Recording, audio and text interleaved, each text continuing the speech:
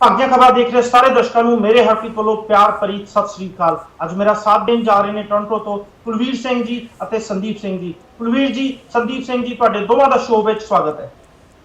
ਬਹੁਤ ਬਹੁਤ ਧੰਨਵਾਦ ਜੀ। ਧੰਨਵਾਦ। ਨਾਲ ਹੀ ਸਾਡੇ ਨਾਲ ਇੰਡੀਆ ਤੋਂ ਜੁੜ ਰਹੇ ਨੇ ਦਿਲਰਾਜ ਜੀ ਅਤੇ ਸਬਦੀਸ਼ ਜੀ। ਦਿਲਰਾਜ ਜੀ, ਸਬਦੀਸ਼ ਜੀ, ਤੁਹਾਡਾ ਵੀ ਸ਼ੋਅ ਦੇ ਵਿੱਚ ਸਵਾਗਤ ਹੈ। ਬਹੁਤ ਬਹੁਤ ਧੰਨਵਾਦ ਹਰਪ੍ਰੀਤ ਜੀ। ਥੈਂਕ ਯੂ ਜੀ, ਥੈਂਕ ਯੂ। ਅੱਜ ਡਿਬੇਟ ਨੰਬਰ 1 ਜਿਹੜਾ ਅਸੀਂ ਮੁੱਦਾ ਡਿਸਕਸ ਕਰਨ ਜਾ ਰਹੇ ਹਾਂ ਉਹ ਤੋਂ ਤੁਸੀਂ ਸਾਰੇ ਹੀ ਜਾਣੂ ਹੋ। ਅਸੀਂ ਸਾਰੇ ਪੰਜਾਬ 'ਚ ਜੋ ਡਰੱਗ ਦੀ ਪ੍ਰੋਬਲਮ ਹੈ ਉਹਨੂੰ ਸਾਰੇ ਹੀ ਜਾਣਦੇ ਹਾਂ। ਥੋੜੇ ਦਿਨ ਪਹਿਲਾਂ ਇੱਕ ਏਮਸ ਦੁਆਰਾ ਕਰਵਾਏ ਗਏ ਸਰਵੇ ਉੱਤੇ ਅਸੀਂ ਇੱਕ ਸ਼ੋਅ ਕੀਤਾ ਸੀ। ਤੁਹਾਡੇ ਚੋਂ ਕਾਫੀ ਜ਼ਿਆਦਾ ਦਰਸ਼ਕਾਂ ਨੇ ਉਹਨੂੰ ਪਸੰਦ ਕੀਤਾ, ਕੁਝ ਦਰਸ਼ਕਾਂ ਨੇ ਪਸੰਦ ਨਹੀਂ ਵੀ ਕੀਤਾ। ਉਹਨਾਂ ਸਾਨੂੰ ਇਹ ਵੀ ਫੋਨ ਕਾਲਸ ਕੀਤੇ, ਮੈਸੇਜ ਵੀ ਕੀਤੇ ਕਿ ਇਦਾਂ ਦੀ ਪੰਜਾਬ 'ਚ ਕੋਈ ਗੱਲ ਨਹੀਂ ਹੈਗੀ ਜਿੰਨਾ ਤੁਸੀਂ ਰੌਲਾ ਪਾਇਆ ਵਾ। ਸਾਰੇ ਹੀ ਸਰੋਤਿਆਂ ਦੇ ਆਪਣੇ ਵਿਚਾਰ ਹੁੰਦੇ ਆ, ਸਾਨੂੰ ਸਾਰੇ ਹੀ ਵਿਚਾਰ ਸਿਰ ਮੱਥੇ ਆ, ਪਰ ਸਾਨੂੰ ਜੋ ਰਿਪੋਰਟ ਆਈ ਸੀ ਅਸੀਂ ਉਹ ਤੁਹਾਡੇ ਨਾਲ ਸ਼ੇਅਰ ਕੀਤੀ। ਅੱਜ ਇੱਕ ਇਦਾਂ ਦੀ ਇੱਕ ਹੋਰ ਰਿਪੋਰਟ ਤੁਹਾਡੇ ਨਾਲ ਸ਼ੇਅਰ ਕਰਨ ਜਾ ਰਹੇ ਹਾਂ ਜੋ ਕਿ ਆਰਟੀਆਈ ਰਿਪੋਰਟ ਆ। ਆਰਟੀਆਈ ਐਕਟਿਵਿਸਟ ਸੋਸ਼ਲ ਵਰਕਰ ਜੈਕ ਗੋਪਾਲ ਧੀਮਨ, ਇਹਨਾਂ ਨੇ ਇੱਕ ਆਰਟੀਆਈ ਕੁਐਰੀ ਲਾਈ ਸੀ ਜਿੱਥੋਂ ਇਹ ਰਿਪੋਰਟ ਸਾਹਮਣੇ ਆਈ ਆ। ਪੰਜਾਬ 'ਚ ਸ਼ਰਾਬ ਦੀ ਖਪਤ ਬਾਰੇ ਇਹ ਰਿਪੋਰਟ ਆ ਕਿ ਪੰਜਾਬ 'ਚ ਕਿੰਨੀ ਸ਼ਰਾਬ ਕੰਜ਼ਿਊਮ ਹੋ ਰਹੀ ਆ। ਪਿਛਲੇ 10 ਸਾਲਾਂ ਵਿੱਚ ਤੁਸੀਂ ਸ਼ਾਇਦ ਸੁਣ ਕੇ ਹੈਰਾਨ ਹੋ ਜਾਓਗੇ, ਪਿਛਲੇ 10 ਸਾਲਾਂ ਵਿੱਚ 35,000 ਕਰੋੜ ਦੀ ਸ਼ਰਾਬ ਪੰਜਾਬ 'ਚ ਲੱਗ ਚੁੱਕੀ ਆ, ਜਿਹਦੇ ਵਿੱਚ ਦੇਸੀ ਸ਼ਰਾਬ, ਅੰਗਰੇਜ਼ੀ ਸ਼ਰਾਬ ਸਾਰਾ ਕੁਝ ਇਨਕਲੂਡਡ ਆ। ਪਰ ਇਹ ਗਵਰਨਮੈਂਟ ਦਾ ਡੇਟਾ ਵਾ, ਇਹ 'ਚ ਉਹ ਸ਼ਰਾਬ ਜਿਹੜੀ ਸਮਗਲ ਕਰਕੇ ਆਉਂਦੀ ਆ ਉਹ ਜਾਂ ਘਰ ਕੱਢੀ ਸ਼ਰਾਬ ਇਨਕਲੂਡਡ ਨਹੀਂ ਹੈਗੀ। ਸਿਰਫ ਜੋ ਰਜਿਸਟਰਡ ਠੇਕੇ ਨੇ ਉਹਨਾਂ 'ਚੋਂ ਵਿਕੀ ਸ਼ਰਾਬ ਆ, ਉਹਦਾ ਮੈਂ ਤੁਹਾਨੂੰ ਇਹ ਡੇਟਾ ਤੁਹਾਡੇ ਨਾਲ ਸ਼ੇਅਰ ਕਰਨਾ ਹੈ। 35,000 ਕਰੋੜ ਦੀ ਸ਼ਰਾਬ ਪਿਛਲੇ 10 ਸਾਲਾਂ ਦੇ ਵਿੱਚ ਪੰਜਾਬ 'ਚ ਵਿਕ ਚੁੱਕੀ ਆ। ਹੈਰਾਨੀ ਦੀ ਗੱਲ ਇਹ ਆ ਕਿ ਜੇ ਅਸੀਂ 2005 ਤੇ 6 ਦੀ ਗੱਲ ਕਰੀਏ ਤੇ 2015 ਤੇ 16 ਦੀ ਗੱਲ ਕਰੀਏ, ਇਹ ਡੇਟਾ ਉਤੋਂ ਡਬਲ ਹੋ ਚੁੱਕਿਆ ਵਾ। ਸ਼ਰਾਬ ਦੇ ਜੋ ਕੰਜ਼ੰਪਸ਼ਨ ਦਾ ਡੇਟਾ ਵਾ ਪਿਛਲੇ 10 ਸਾਲਾਂ ਵਿੱਚ ਕਾਫੀ ਜ਼ਿਆਦਾ ਉਹ 'ਚ ਬੜੋਤਰੀ ਵੇਖਣ ਨੂੰ ਮਿਲੀ ਆ। ਨੰਬਰ ਤੁਹਾਡੇ ਨਾਲ ਅਸੀਂ ਅੱਗੇ ਸ਼ੇਅਰ ਕਰਾਂਗੇ। ਸਭ ਤੋਂ ਪਹਿਲਾਂ ਆਪਣੇ ਪੈਨਲਿਸਟ ਨਾਲ ਉਹਨਾਂ ਦੀ ਓਪਨਿੰਗ ਕਮੈਂਟ ਲਈਏ। ਮੈਂ ਚਾਹੂੰਗਾ ਤੁਸੀਂ ਚਾਰੇ ਇਸ 35,000 ਕਰੋੜ ਦੀ ਜੋ ਪੰਜਾਬ ਸ਼ਰਾਬ ਦੀ ਖਪਤ ਹੋਈ ਆ, ਜੋ ਕਿ ਅੱਜ ਤੋਂ 10 ਸਾਲ ਪਹਿਲਾਂ 2005 ਤੇ 2006 'ਚ ਜੇ ਕੰਪੇਅਰ ਕਰੀਏ ਉਹ ਤੋਂ ਖਪਤ ਕਾਫੀ ਜ਼ਿਆਦਾ ਹੋ ਚੁੱਕੀ ਆ। ਮੈਂ ਚਾਹੂੰਗਾ ਸੰਦੀਪ ਜੀ, ਕੁਲਵੀਰ ਜੀ, ਦਿਲਰਾਜ ਜੀ, ਸਬਦੀਸ਼ ਜੀ, ਤੁਸੀਂ ਸਾਰੇ ਆਪਣੇ ਓਪਨਿੰਗ ਕਮੈਂਟ ਜ਼ਰੂਰ ਦਿਓ ਇਹਦੇ ਉੱਤੇ। ਦੇਖੋ ਜੀ, ਦੇਖੋ ਹਰਪ੍ਰੀਤ ਜੀ, ਇੱਕ ਗੱਲ ਤਾਂ ਜਿਹੜੀ ਸਪਸ਼ਟ ਆ ਕਿ ਜਿਹੜੀ ਦਾਰੂ ਆ ਉਹਨੂੰ ਬਿਨਾਂ ਐਵੀਡੈਂਸ ਤੋਂ ਤੇ ਬਿਨਾਂ ਕਿਸੇ ਲੌਜਿਕ ਤੋਂ ਸਾਡੇ ਕਲਚਰ ਨਾਲ ਜੋੜ ਦਿੱਤਾ ਗਿਆ। ਸੋ ਅਗਰ ਮੈਂ ਇਹ ਗੱਲ ਵੀ ਕਹਾਂ ਕਿ ਮੈਂ ਆਪਣੇ ਮਾਪਿਆਂ ਤੋਂ ਜਿਹੜੀਆਂ ਕਹਾਣੀਆਂ ਸੁਣਦਾ ਤਾਂ ਮੈਂ ਅਗਰ ਉਹ ਕਹਾਣੀ ਨੂੰ ਅਮਲੀ ਜਾਮੇ 'ਚ ਦੇਖਾਂ ਤੇ ਇੱਦਾਂ ਮਹਿਸੂਸ ਕਰਦਾ ਕਿ ਉਹਨਾਂ ਦੀ ਲਾਈਫ ਟਰਮ ਦੇ ਵਿੱਚ ਇੱਕ ਵੱਡਾ ਚੇਂਜ ਆਇਆ ਦਾਰੂ ਵਾਲੇ ਮਸਲੇ ਦੇ ਉੱਤੇ। ਕਹਿਣ ਦਾ ਭਾਵ ਮੇਰਾ ਇਹ ਹੈ ਕਿ ਮੇਰੇ ਫਾਦਰ ਸਾਹਿਬ ਇਹ ਕਹਿੰਦੇ ਨੇ ਕਿ ਉਹਨਾਂ ਦੇ ਸਮੇਂ ਦੇ ਵਿੱਚ ਅਗਰ ਕੋਈ ਬੰਦਾ ਸ਼ਰਾਬ ਪੀਂਦਾ ਸੀ ਤਾਂ ਲੁਕ ਕੇ ਪੀਂਦਾ ਸੀਗਾ, ਕਿਉਂਕਿ ਸ਼ਰਮ ਆਉਂਦੀ ਹੁੰਦੀ ਸੀ ਕਿ ਮੈਂ ਦਾਰੂ ਪੀ ਰਿਹਾ ਹਾਂ। ਅੱਜ ਐਸਾ ਚੇਂਜ ਆਇਆ ਆ ਕਿ ਦਾਰੂ ਇੱਕ ਸਟੇਟਸ ਸਿੰਬਲ ਬਣ ਗਿਆ ਆ। ਹੋਰ ਸਰਕਾਰਾਂ ਨੇ ਕੀ ਕੀਤਾ ਕੀ ਨਹੀਂ ਕੀਤਾ ਉਹ ਬਾਅਦ ਦੀ ਗੱਲ ਹੈਗੀ ਆ, ਉਸ ਦੇ ਉੱਤੇ ਆਪਾਂ ਡਿਬੇਟ ਕਰਾਂਗੇ। ਬਟ ਜਿਹੜਾ ਸੋਸ਼ਲ ਰਿਫਾਰਮ ਕਹਾਂ ਇਹਨੂੰ ਜਾਂ ਸੋਸ਼ਲੀ ਅਸੀਂ ਜਿਹੜਾ ਗਿਰਾਵਟ ਆਈ ਆ ਸਾਡੇ ਅੰਦਰ, ਉਹ ਇਹ ਆਈ ਹੈ ਕਿ ਅੱਜ ਦਾਰੂ ਨੂੰ ਅਸੀਂ ਇੱਕ ਮਾਣ ਵਾਲੀ ਚੀਜ਼ ਸਮਝਦੇ ਹਾਂ। ਅਸੀਂ ਸ਼ਰੇਆਮ ਵਿਆਹਾਂ ਸ਼ਾਦੀਆਂ ਦੇ ਵਿੱਚ, ਪਾਰਟੀਜ਼ ਦੇ ਵਿੱਚ ਅਗਰ ਦਾਰੂ ਨਾ ਹੋਵੇ ਤੇ ਇਹ ਸਮਝਦੇ ਹਾਂ ਕਿ ਸ਼ਾਇਦ ਇਹ ਬੰਦਾ ਇੱਕ ਪਿਛੜਿਆ ਹੋਇਆ ਇਨਸਾਨ ਹੈਗਾ ਆ ਤੇ ਇਹਦੇ ਵਿੱਚ ਉਹ ਗੁਣ ਨਹੀਂ ਹੈਗੇ। ਸੋ ਇਹਨੂੰ ਇੱਕ ਸਟੇਟਸ ਸਿੰਬਲ ਬਣਾ ਦਿੱਤਾ ਗਿਆ। ਹੋਰ ਅਗਰ ਪੰਜਾਬ ਨੂੰ ਹੀ ਮੈਂ ਸੀਮਤ ਰਹਿ ਕੇ ਗੱਲ ਕਰਾਂ ਤੇ ਇਹ ਐਕਚੁਅਲ ਦੇ ਵਿੱਚ ਜ਼ਿਆਦਾ ਵਾਧਾ 1984 ਤੋਂ ਬਾਅਦ 'ਚੋਂ ਆਇਆ। ਤੇ ਮੈਂ ਇਹਦੇ ਨਾਲ ਇੱਕ ਗੱਲ ਜ਼ਰੂਰ ਜੋੜਾਂਗਾ, ਹੋ ਸਕਦਾ ਕਿ ਮੇਰੀ ਇਹ ਗੱਲ ਕਈ ਵੀਰਾਂ ਨੂੰ ਚੰਗੀ ਨਾ ਲੱਗੇ, ਪਰ ਸੱਚ ਹਮੇਸ਼ਾ ਕੜਵਾ ਹੁੰਦਾ ਆ ਤੇ ਉਹਨੂੰ ਸੁਣਨ ਦੀ ਸ਼ਮਤਾ ਵੀ ਸਾਡੇ 'ਚ ਹੋਣੀ ਚਾਹੀਦੀ ਆ। ਅੱਜ ਦੀ ਤਰੀਕ ਦੇ ਵਿੱਚ ਜਿਹਨੂੰ ਅਸੀਂ ਸ਼ਾਨ ਪੰਜਾਬ ਦੀ ਕਹਿੰਦੇ ਹਾਂ ਜਾਂ ਮਾਣ ਪੰਜਾਬ ਦੀ ਕਹਿੰਦੇ ਹਾਂ, ਜਦੋਂ ਦਰਬਾਰ ਸਾਹਿਬ 'ਤੇ ਹਮਲਾ ਹੋਇਆ ਉਸ ਤੋਂ ਹਫ਼ਤੇ ਕੁ ਬਾਅਦ ਹੀ ਪੰਜਾਬ ਯੂਨੀਵਰਸਿਟੀ ਦੇ ਵਿੱਚ ਪਹਿਲੀ ਵਾਰੀ ਇੱਕ ਗਾਣਾ ਗਾਇਆ ਗਿਆ ਕਿ ਘਰ ਦੀ ਸ਼ਰਾਬ ਹੋਵੇ ਤੇ ਵਗੈਰਾ ਵਗੈਰਾ ਵਗੈਰਾ। ਉਸ ਗੱਲ ਨੂੰ ਅਸੀਂ ਬਹੁਤ ਭਲੀ ਭਾਂਤੀ ਜਾਣਦੇ ਹਾਂ ਤੇ ਉਸ ਸਮੇਂ ਦੇ ਵਿੱਚ ਵੀ ਇਸ ਦਾ ਵਿਰੋਧ ਹੋਇਆ ਸੀ। ਸੋ ਮੇਰੇ ਕਹਿਣ ਦਾ ਭਾਵ ਇਹ ਆ ਕਿ ਜਦੋਂ ਅਸੀਂ ਗਾਣਿਆਂ ਦੇ ਅੰਦਰ ਆਪਣੇ ਆਪ ਨੂੰ ਇਹੋ ਜਿਹੇ ਕਲਚਰ ਨਾਲ ਜ਼ਬਰਦਸਤੀ ਜੋੜਨ ਦੀ ਕੋਸ਼ਿਸ਼ ਕੀਤੀ, ਜਦੋਂ ਕਿ ਪੰਜਾਬ ਦਾ ਕਲਚਰ ਟੋਟਲੀ ਸ਼ਰਾਬ ਨੂੰ ਕੰਡੈਮ ਕਰਦਾ ਆ। ਕੋਈ ਵੀ ਧਰਮ ਸ਼ਰਾਬ ਨੂੰ ਅੱਗੇ ਵਧਣ ਦੀ ਗੱਲ ਨਹੀਂ ਕਰਦਾ। ਸੋ ਜਿਹੜੀ ਧਰਤੀ ਵਸਦੀ ਗੁਰਾਂ ਦੇ ਨਾਂ ਦੇ ਉੱਤੇ ਆ, ਜਿਹੜੀ ਧਰਤੀ ਦੇ ਉੱਤੇ ਪੀਰ ਪੈਗੰਬਰਾਂ ਦੀ ਗੱਲ ਕੀਤੀ ਜਾਂਦੀ ਆ, ਉੱਥੇ ਸ਼ਰਾਬ ਤੁਹਾਡੇ ਕਲਚਰ ਦਾ ਹਿੱਸਾ ਕਿਵੇਂ ਹੋ ਸਕਦਾ ਆ? ਅਗਰ ਮੈਂ ਧਰਮ ਨੂੰ ਸਾਈਡ ਤੇ ਵੀ ਰੱਖ ਦੇਵਾਂ, ਫਿਰ ਵੀ ਅੱਜ ਤੋਂ ਕੁਝ ਸਾਲ ਪਹਿਲਾਂ ਜਿਸ ਚੀਜ਼ ਨੂੰ ਪੀਂਦੇ ਹੋਏ ਤੁਹਾਨੂੰ ਸ਼ਰਮ ਆਉਂਦੀ ਸੀ, ਅੱਜ ਉਹ ਤੁਹਾਡਾ ਸਟੇਟਸ ਸਿੰਬਲ ਕਿਵੇਂ ਹੋ ਸਕਦਾ ਆ? ਇਹ ਉਹ ਨਸ਼ਾ ਆ, ਮੈਂ ਇਹਨੂੰ ਨਸ਼ਾ ਹੀ ਕਹਿ ਰਿਹਾ ਆ। ਇਹ ਉਹ ਨਸ਼ਾ ਆ ਜਿੱਥੋਂ ਦੀ ਬੰਦਾ ਸ਼ੁਰੂਆਤ ਕਰਦਾ ਆ, ਇੱਥੋਂ ਦੀ ਇਹ ਫਸਟ ਸਟੈਪ ਆ ਬਰਬਾਦੀ ਦਾ, ਤੇ ਇਹ ਅੱਗੇ ਜਾ ਕੇ ਫਿਰ ਜਿਹੜੇ ਰੂਪ ਲੈਂਦਾ ਆ ਉਹ ਪੰਜਾਬ ਦੇ ਵਿੱਚ ਅਸੀਂ ਅੱਜ ਦੇਖ ਰਹੇ ਹਾਂ, ਜਿੱਥੇ ਕਿ ਸਕੂਲਾਂ, ਗੁਰਦੁਆਰਿਆਂ ਤੇ ਹੋਰ ਜਗ੍ਹਾ ਦੇ ਕੋਲੇ ਕੋਲੇ ਇੱਕ ਲਕੀਰ ਹੈਗੀ ਆ ਜਿਹਨੂੰ ਕਾਨੂੰਨਨ ਉਹਨਾਂ ਨੂੰ ਫੋਲੋ ਕਰਨਾ ਪੈਂਦਾ ਆ, ਪਰ ਉਹ ਲਕੀਰ ਜਿਵੇਂ ਹੀ ਖਤਮ ਹੁੰਦੀ ਆ ਹਰ ਸਕੂਲ ਦੇ ਵਿੱਚ, ਖਾਸ ਤੌਰ ਤੇ ਮੈਂ ਇੱਕ ਸ਼ਹਿਰ ਦਾ ਨਾਮ ਲੈਣ ਲੱਗਿਆ ਆ ਔਰ ਉਹਦਾ ਮੈਂ ਆਪ ਆਈ ਵਿਟਨੈਸ ਹਾਂ।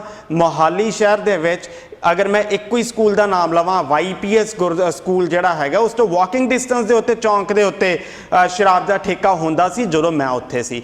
ਫਿਰ ਅਗਰ ਤੁਸੀਂ ਮੋਹਾਲੀ ਦੇ ਵਿੱਚ ਹੀ ਈਸ਼ਰ ਸਿੰਘ ਪਬਲਿਕ ਸਕੂਲ ਤੋਂ ਦੇਖੋ ਤਾਂ ਵਾਕਿੰਗ ਡਿਸਟੈਂਸ ਦੇ ਉੱਤੇ ਹੀ ਤੁਹਾਨੂੰ ਸ਼ਰਾਬ ਮਿਲਦੀ ਆ। ਜਦੋਂ ਨੌਜਵਾਨਾਂ ਨੂੰ ਹਰ 4 ਸਫੇਰੇ ਸ਼ਰਾਬਾਂ ਹੀ ਨਜ਼ਰ ਆਉਣਗੀਆਂ ਤੇ ਉਹਨਾਂ ਨੂੰ ਜਦੋਂ ਗਾਣੇ ਸੁਣਨ ਨੂੰ ਇਹੋ ਜਿਹੇ ਮਿਲਣਗੇ ਕਿ ਸ਼ਰਾਬ ਤੁਹਾਡਾ ਕਲਚਰ ਦਾ ਇੱਕ ਹਿੱਸਾ ਆ, ਫਿਰ ਇਹ ਇੱਕ ਸੱਚਾਈ ਹੈ ਕਿ ਜਿਹੜਾ ਝੂਠ ਤੁਸੀਂ 1000 ਵਾਰੀ ਰਿਪੀਟ ਕਰਦੇ ਹੋ ਉਹ ਸ਼ਾਇਦ ਕਿਤੇ ਨਾ ਕਿਤੇ ਤੁਹਾਨੂੰ ਸੱਚ ਲੱਗਣ ਲੱਗ ਜਾਂਦਾ ਹੈ। ਅਗਰ ਉਹ ਅੱਜ ਨਾ ਵੀ ਸੱਚ ਲੱਗੇ ਤਾਂ ਤੁਹਾਡੀਆਂ ਆਉਣ ਵਾਲੀਆਂ ਜਨਰੇਸ਼ਨਸ ਦੇ ਵਿੱਚ ਉਹ ਜ਼ਰੂਰ ਸੱਚ ਨਜ਼ਰ ਆਏਗਾ। ਹਰਪ੍ਰੀਤ ਜੀ, ਸੰਦੀਪ ਜੀ ਨੇ ਇਸ ਇਸ਼ੂ ਨੂੰ ਜਿਹੜਾ ਹੈਗਾ ਉਹ ਮੇਰਾ ਖਿਆਲ ਆ ਬੜਾ ਹਾਂਜੀ ਇਸ ਇਸ਼ੂ ਨੂੰ ਬੜਾ ਉਹਨਾਂ ਨੇ ਕਰੀਬੀ ਤੋਂ ਦੇਖਿਆ, ਜਿਹੜਾ ਇਸ ਇਸ਼ੂ ਨੂੰ ਉਹਨਾਂ ਨੇ ਪੰਜਾਬ ਦੇ ਕਲਚਰ ਦੇ ਨਾਲ ਜੋੜ ਕੇ ਦੇਖਿਆ। ਮੈਂ ਉਹਨਾਂ ਦੇ ਨਾਲ 100% ਸਹਿਮਤ ਹਾਂ।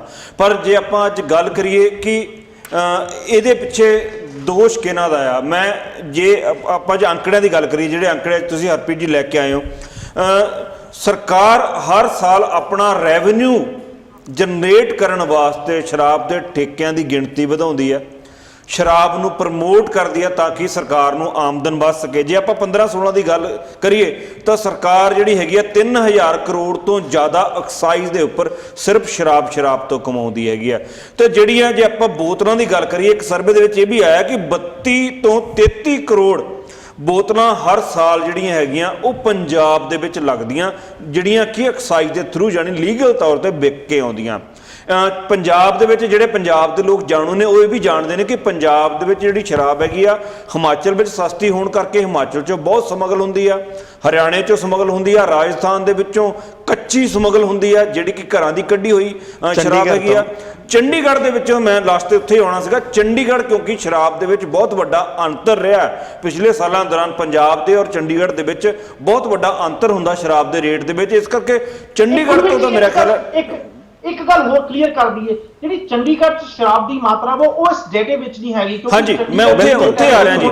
ਮੈਂ ਇਸੇ ਕਰਕੇ ਜ਼ਿਕਰ ਕੀਤਾ ਜੀ, ਜਿਹੜੀ ਚੰਡੀਗੜ੍ਹ 'ਚ ਸ਼ਰਾਬ ਵਿਕਦੀ ਆ, ਜੇ ਆਪਾਂ ਉਹ ਵੀ ਡਾਟਾ ਇਹਦੇ 'ਚ ਪਾ ਲਈਏ, ਇਹ ਡਾਟਾ ਜਿਹੜਾ ਹੈਗਾ ਬਹੁਤ ਵੱਡਾ ਹੋ ਜਾਂਦਾ। ਜੇ ਆਪਾਂ ਇਸ ਵਾਰੀ ਦੀ ਗੱਲ ਕਰੀਏ ਤਾਂ ਸਿਰਫ ਠੇਕੇ ਵੇਚਣ ਲੱਗੇ ਚੰਡੀਗੜ੍ਹ ਦੇ ਵਿੱਚ 90 ਠੇਕੇ ਚੰਡੀਗੜ੍ਹ ਦੇ ਵਿੱਚ ਹੈਗੇ ਨੇ ਜੀ। ਇੱਕ ਛੋਟਾ ਜਿਹਾ ਚੰਡੀਗੜ੍ਹ ਹੈ, ਉਹਦੇ ਵਿੱਚ 90 ਠੇਕੇ ਹੈਗੇ ਨੇ ਔਰ 184 ਕਰੋੜ ਦਾ ਰੈਵਨਿਊ ਜਿਹੜਾ ਹੈਗਾ ਉਹ ਠੇਕੇ ਵੇਚਣ ਵੇਲੇ ਜਦੋਂ ਨਿਲਾਮੀ ਕੀਤੀ ਗਈ ਆ ਉਸੇ ਵੇਲੇ ਐਕਸਾਈਜ਼ ਵਾਲੇ ਉੱਥੋਂ ਜਨਰੇਟ ਕਰ ਚੁੱਕੇ ਨੇ। ਤੇ ਜਿਹੜੀ ਇਹ ਸਰਕਾਰਾਂ ਦੀ ਆਪਣੀ ਆਮਦਨ ਵਧਾਉਣ ਦੀ ਹੋੜ ਹੈਗੀ ਆ, ਉਹ ਇੱਕ ਕਿਸਮ ਦੇ ਨਾਲ ਪੰਜਾਬ ਨੂੰ ਬਰਬਾਦ ਕਰ ਰਹੀ ਹੈ। ਜੇ ਆਪਾਂ 32-33 ਕਰੋੜ ਬੋਤਲਾਂ ਦੀ ਗੱਲ ਕਰਦੇ ਹਾਂ, ਪੰਜਾਬ ਦੀ ਆਬਾਦੀ ਆਪਾਂ 3 ਕਰੋੜ ਵੀ ਮੰਨ ਕੇ ਚੱਲਦੇ ਹਾਂ, ਤਾਂ ਤੁਸੀਂ ਹਿਸਾਬ ਲਾ ਲਓ ਕਿ ਜਿਹੜੀਆਂ 3 ਕਰੋੜ ਦੀ ਆਬਾਦੀ ਵਿੱਚ 32-33 ਕਰੋੜ ਬੋਤਲਾਂ ਜਿਹੜੀਆਂ ਹੈਗੀਆਂ ਉਹ ਖੱਪ ਜਾਂਦੀਆਂ ਹੈਗੀਆਂ। ਇਸ ਤੋਂ ਪਤਾ ਲੱਗਦਾ ਕਿ ਜਿਹੜੀ ਸਰਕਾਰਾਂ ਹੈਗੀਆਂ ਉਹਨਾਂ ਨੂੰ ਇਸ ਗੱਲ ਨਾਲ ਕੋਈ ਮਤਲਬ ਨਹੀਂ ਪੈਂਦਾ ਕਿ ਸਾਡੀ ਸਟੇਟ ਨੂੰ ਕਿੰਨਾ ਨੁਕਸਾਨ ਹੋ ਰਿਹਾ, ਕਿੰਨਾ ਸਾਡਾ ਸਮਾਜਿਕ ਤੌਰ ਤੇ ਕਿੰਨਾ ਕਿੰਨਾ ਫਾਈਨੈਂਸ਼ੀਅਲ ਤੌਰ ਤੇ, ਕਿੰਨਾ ਸੋਸ਼ਲ ਤੌਰ ਤੇ, ਕਿੰਨਾ ਜਿਹੜਾ ਲੋਕਾਂ ਨੂੰ ਇਹਦਾ ਜਿਹੜਾ ਹੈਗਾ ਨੁਕਸਾਨ ਹੋ ਰਿਹਾ, ਉਹ ਸਿਰਫ ਆਪਣੇ ਰੈਵਨਿਊ ਜਨਰੇਟ ਕਰਨ ਵਾਸਤੇ ਜਿਹੜੀ ਹੈਗੀਆਂ ਇਹਨਾਂ ਚੀਜ਼ਾਂ ਨੂੰ, ਸ਼ਰਾਬ ਨੂੰ ਪ੍ਰਮੋਟ ਕਰਦੀ ਆ। ਸ਼ਰਾਬ ਦੀ ਜਿੱਦਾਂ ਸੰਦੀਪ ਜੀ ਨੇ ਕਿਹਾ ਕਿ ਸ਼ਰਾਬ ਤੇ ਜੜ ਆ, ਜਦੋਂ ਜੜ ਲੱਗ ਜਾਂਦੀ ਆ ਫਿਰ ਚੀਜ਼ਾਂ। ਅਫੀਮ ਪੰਜਾਬ ਦੇ ਵਿੱਚ ਜਿਹੜੀ ਹੈਗੀ ਆ, ਜਿਹੜੀ ਕਿ ਮੇਰਾ ਖਿਆਲ ਆ ਲੀਗਲਾਈਜ਼ ਵੀ ਨਹੀਂ ਹੈਗੀ, ਔਰ ਉਹਦਾ ਕੋਈ ਡਾਟਾ ਵੀ ਨਹੀਂ ਹੈਗਾ। ਪਰ ਜਿਹੜਾ RTI ਦੀ ਰਿਪੋਰਟ ਆ ਉਹਦੇ ਵਿੱਚ ਵੀ ਜਿਹੜੀ ਹੈਗੀ ਆ ਰਿਪੋਰਟ ਕਹਿੰਦੀ ਆ ਕਿ ਪੰਜਾਬ ਦੇ ਵਿੱਚ 7500 ਕਰੋੜ ਦੀ ਇੱਕ ਸਾਲ ਦੀ ਫੀਮ ਖਾ ਲਈ ਜਾਂਦੀ ਆ, 6500 ਕਰੋੜ ਦੀ ਫੀਮ ਖਾ ਲਈ ਜਾਂਦੀ ਆ, ਤੇ 7500 ਕਰੋੜ ਦੀ ਹੈਰੋਇਨ ਪੰਜਾਬ ਦੇ ਵਿੱਚ ਜਿਹੜੀ ਇੱਕ ਸਾਲ ਦੀ ਲੱਗ ਜਾਂਦੀ ਆ। ਜੇ ਆਪਾਂ ਇਹਨਾਂ ਸਾਰੇ ਡਾਟਿਆਂ ਨੂੰ ਦੇਖੀਏ ਤਾਂ ਪੰਜਾਬ ਦੀ ਪਾਪੂਲੇਸ਼ਨ ਨਾਲ ਗੁਣਾ ਕਰਕੇ ਦੇਖੀਏ ਤਾਂ ਇੱਕ ਬੰਦੇ ਦੇ ਹਿੱਸੇ ਕਿੰਨੇ ਜਿਹੜਾ ਨਸ਼ਾ ਜਿਹੜਾ ਉਹ ਆ ਰਿਹਾ ਉੱਥੇ, ਇਹ ਇੱਕ ਬਹੁਤ ਹੀ ਦੁਖਦਾਇਕ ਗੱਲ ਹੈਗੀ ਆ। ਦੂਜੀ ਗੱਲ ਹੈਗੀ ਕਿ ਜਿਹੜਾ ਸੰਦੀਪ ਜੀ ਨੇ ਕਿਹਾ ਕਿ ਮੈਂ ਉਸ ਗੱਲ ਨਾਲ ਸਹਿਮਤ ਹਾਂ ਕਿ ਅਸੀਂ ਆਪਣਾ ਕਲਚਰ ਬਣਾ ਲਿਆ, ਅਸੀਂ ਆਪਣੀ ਸ਼ਾਨ ਬਣਾ ਲਈ ਆ ਕਿ ਜੇ ਅਸੀਂ ਸ਼ਰਾਬ ਜ਼ਿਆਦਾ ਪੀਂਦੇ ਆ ਅਸੀਂ ਡੇਂਗਾ ਮਾਰਦੇ। ਆਮ ਤੌਰ ਤੇ ਪੰਜਾਬੀ ਲੋਕ ਦੇਖੇ ਹੋਣਗੇ ਕਿ ਮੈਂ ਇੰਨੀ ਪੀਣਾ, ਮੈਂ ਤਾਂ ਪਰਵਾਹ ਨਹੀਂ ਕਰਦਾ, ਮੈਂ ਪੀ ਕੇ ਗੱਡੀ ਵੀ ਚਲਾਉਣਾ, ਮੈਂ ਪੀ ਕੇ ਇਹ ਕਰਦਾ, ਮੈਂ ਵਿਆਹ ਦੇ ਵਿੱਚ ਆਹ ਸ਼ਰਾਬ ਵਰਤਾਈ ਸੀ, ਮੈਂ ਪਾਰਟੀ 'ਚ ਆਹ ਸ਼ਰਾਬ ਵਰਤਾਈ ਸੀ। ਜਾਂ ਜੇ ਕੋਈ ਸ਼ਰਾਬ ਨਹੀਂ ਵਰਤਾਉਂਦਾ ਉਹਨੂੰ ਇਹ ਬੰਦਾ ਹੀ ਨਹੀਂ ਸਮਝਦੇ। ਇਹ ਜਿਹੜਾ ਇੱਕ ਜਿਹੜਾ ਨਵਾਂ ਗਿਰਾਵ ਆਇਆ, ਨਵੀਂ ਜਿਹੜੀ ਸਾਡੀ ਸੋਚ ਜਿਹੜੀ ਬਦਲ ਗਈ ਆ, ਉਹ ਜਿਹੜੀ ਹੈਗੀ ਸਾਨੂੰ ਕਿਸੇ ਗਲਤ ਰਾਹ ਵੱਲ ਲੈ ਕੇ ਜਾ ਰਹੀ ਆ। ਔਰ ਮੰਦਭਾਗੀ ਗੱਲ ਆ ਕਿ 2011 ਤੋਂ ਲੈ ਕੇ 2014-15 ਤੱਕ ਆਉਂਦਿਆਂ ਪੰਜਾਬ ਦੇ ਵਿੱਚ ਜਿਹੜੀ ਖਪਤ ਹੈਗੀ ਆ ਉਹ 60% ਵਧੀ ਆ। ਜਿੱਥੋਂ ਇਹ ਸਮਾਂ ਪਤਾ ਲੱਗਦਾ ਹੈ ਕਿ ਜਿਹੜੀ ਬਾਦਲ ਦੀ ਸਰਕਾਰ ਹੈਗੀ ਆ, ਜਦੋਂ ਤੋਂ ਬਾਦਲ ਦੀ ਪਿਛਲੀ ਸਰਕਾਰ ਆਈ ਆ, ਪਿਛਲੇ 9 ਸਾਲਾਂ ਦੇ ਵਿੱਚ 60% ਸ਼ਰਾਬ ਦੀ ਖਪਤ ਵਧੀ ਆ। ਇੱਥੇ ਇਹ ਗੱਲ ਜ਼ਰੂਰ ਪੁਆਇੰਟ ਨੋਟ ਕੀਤਾ ਜਾਵੇ ਕਿ ਪਿਛਲੇ 9 ਸਾਲਾਂ ਵਿੱਚ ਬਾਦਲ ਸਰਕਾਰ ਆਉਣ ਤੇ 60% ਖਪਤ ਵਧੀ ਆ। ਇੱਥੋਂ ਇਹ ਪਤਾ ਲੱਗਦਾ ਕਿ ਬਾਦਲ ਸਰਕਾਰ ਸ਼ਰਾਬ ਨੂੰ ਪ੍ਰਮੋਟ ਕਰ ਰਹੀ ਹੈ, ਕਿਉਂਕਿ ਸ਼ਰਾਬ ਬਾਦਲ ਸਰਕਾਰ ਦੇ ਰਿਸ਼ਤੇਦਾਰ, ਬਾਦਲ ਸਰਕਾਰ ਦੇ ਮਿਨਿਸਟਰ ਇਹਨਾਂ ਠੇਕਿਆਂ ਦੇ ਮਾਲਕ ਹੈਗੇ ਨੇ, ਉਹ ਆਪਣੀ ਆਮਦਨ ਵਧਾਉਣ ਵਾਸਤੇ ਪੰਜਾਬ ਦੇ ਲੋਕਾਂ ਦਾ ਜਿਹੜਾ ਫਿਊਚਰ ਹੈਗਾ ਉਹਨੂੰ ਦਾਅ ਤੇ ਲਾ ਰਹੇ ਆ।